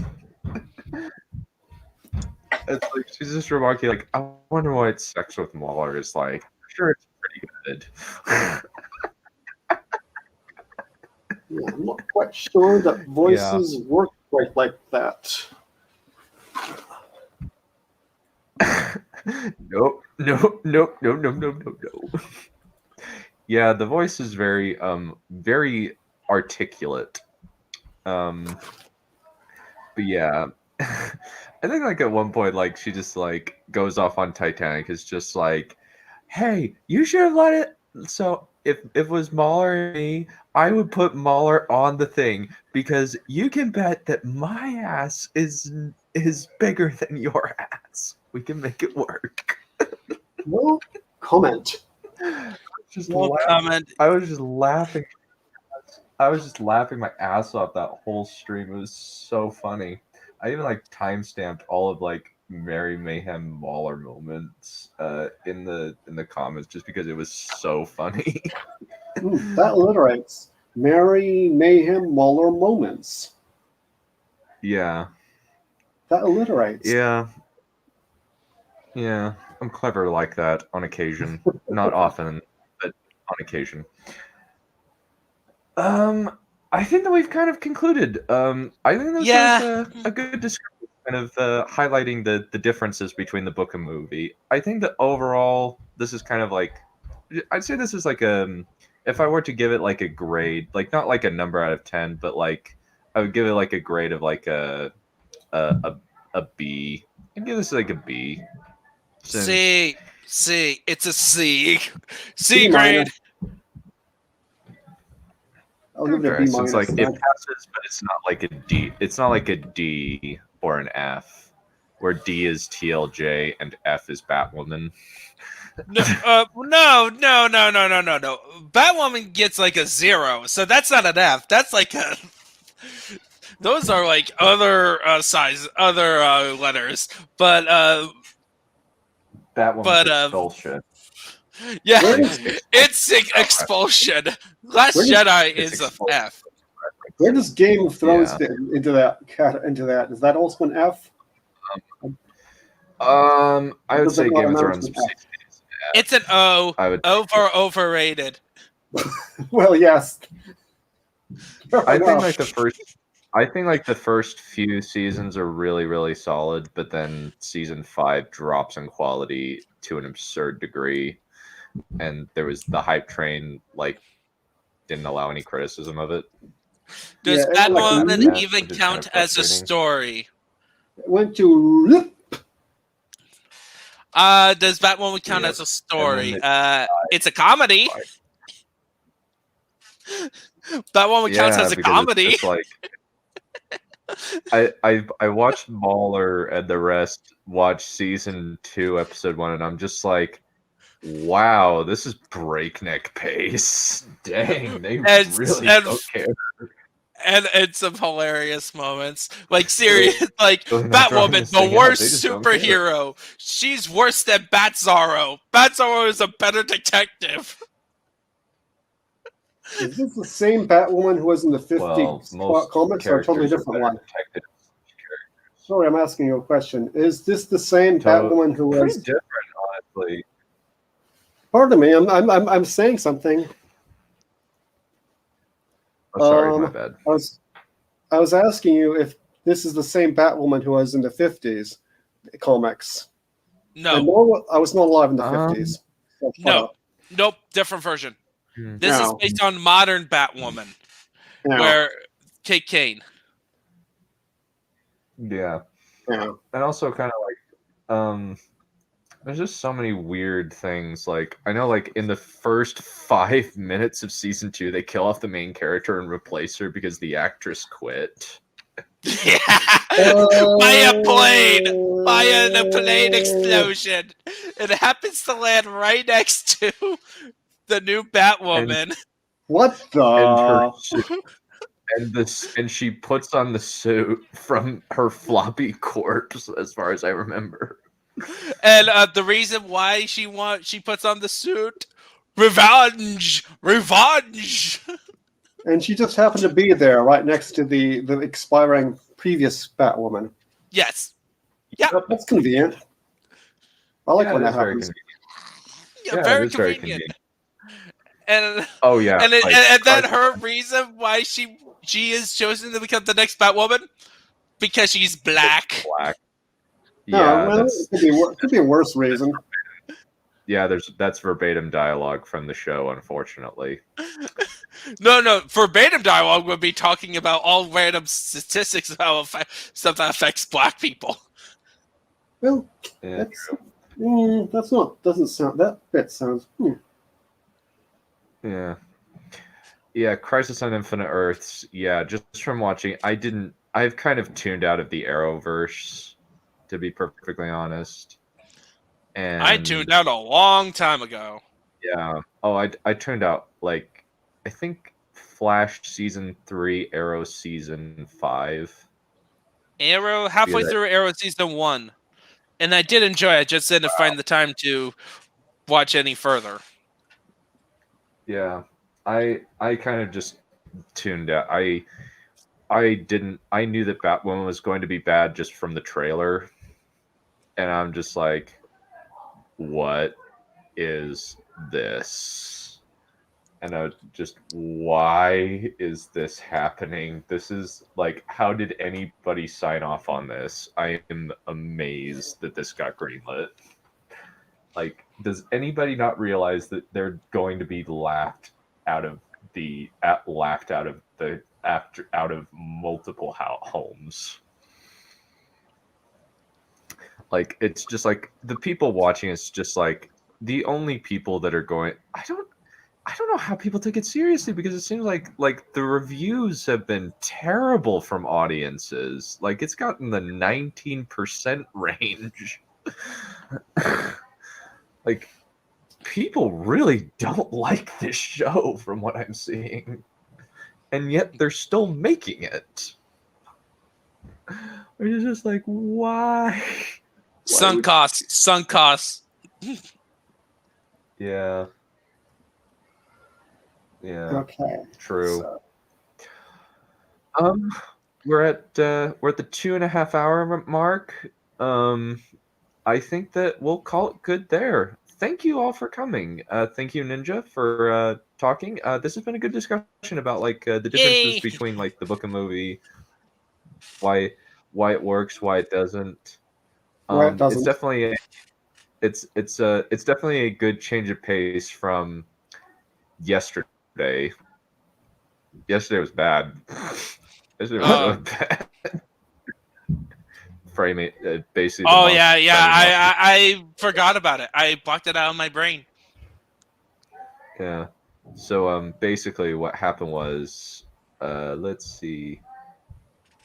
So basically Well, Dany kind of forgot about the Iron Fleet and Euron's forces. They certainly haven't forgotten about her.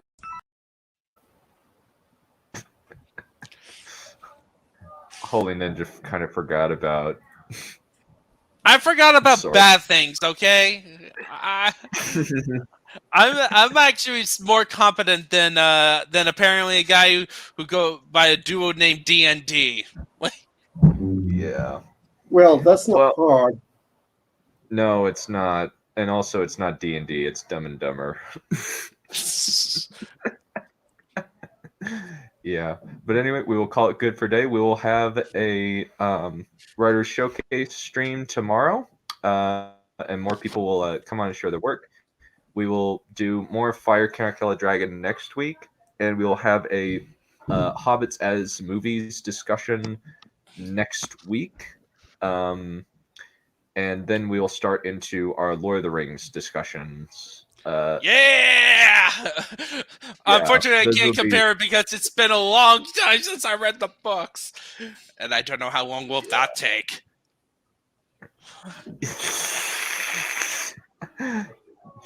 Well, I can compare them.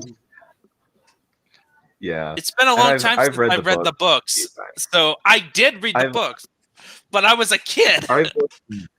I've listened to the books a couple times in my teenage years, so I'm relatively familiar with them. But anyway, we'll see you guys later. Bye. Hey. Uh-huh.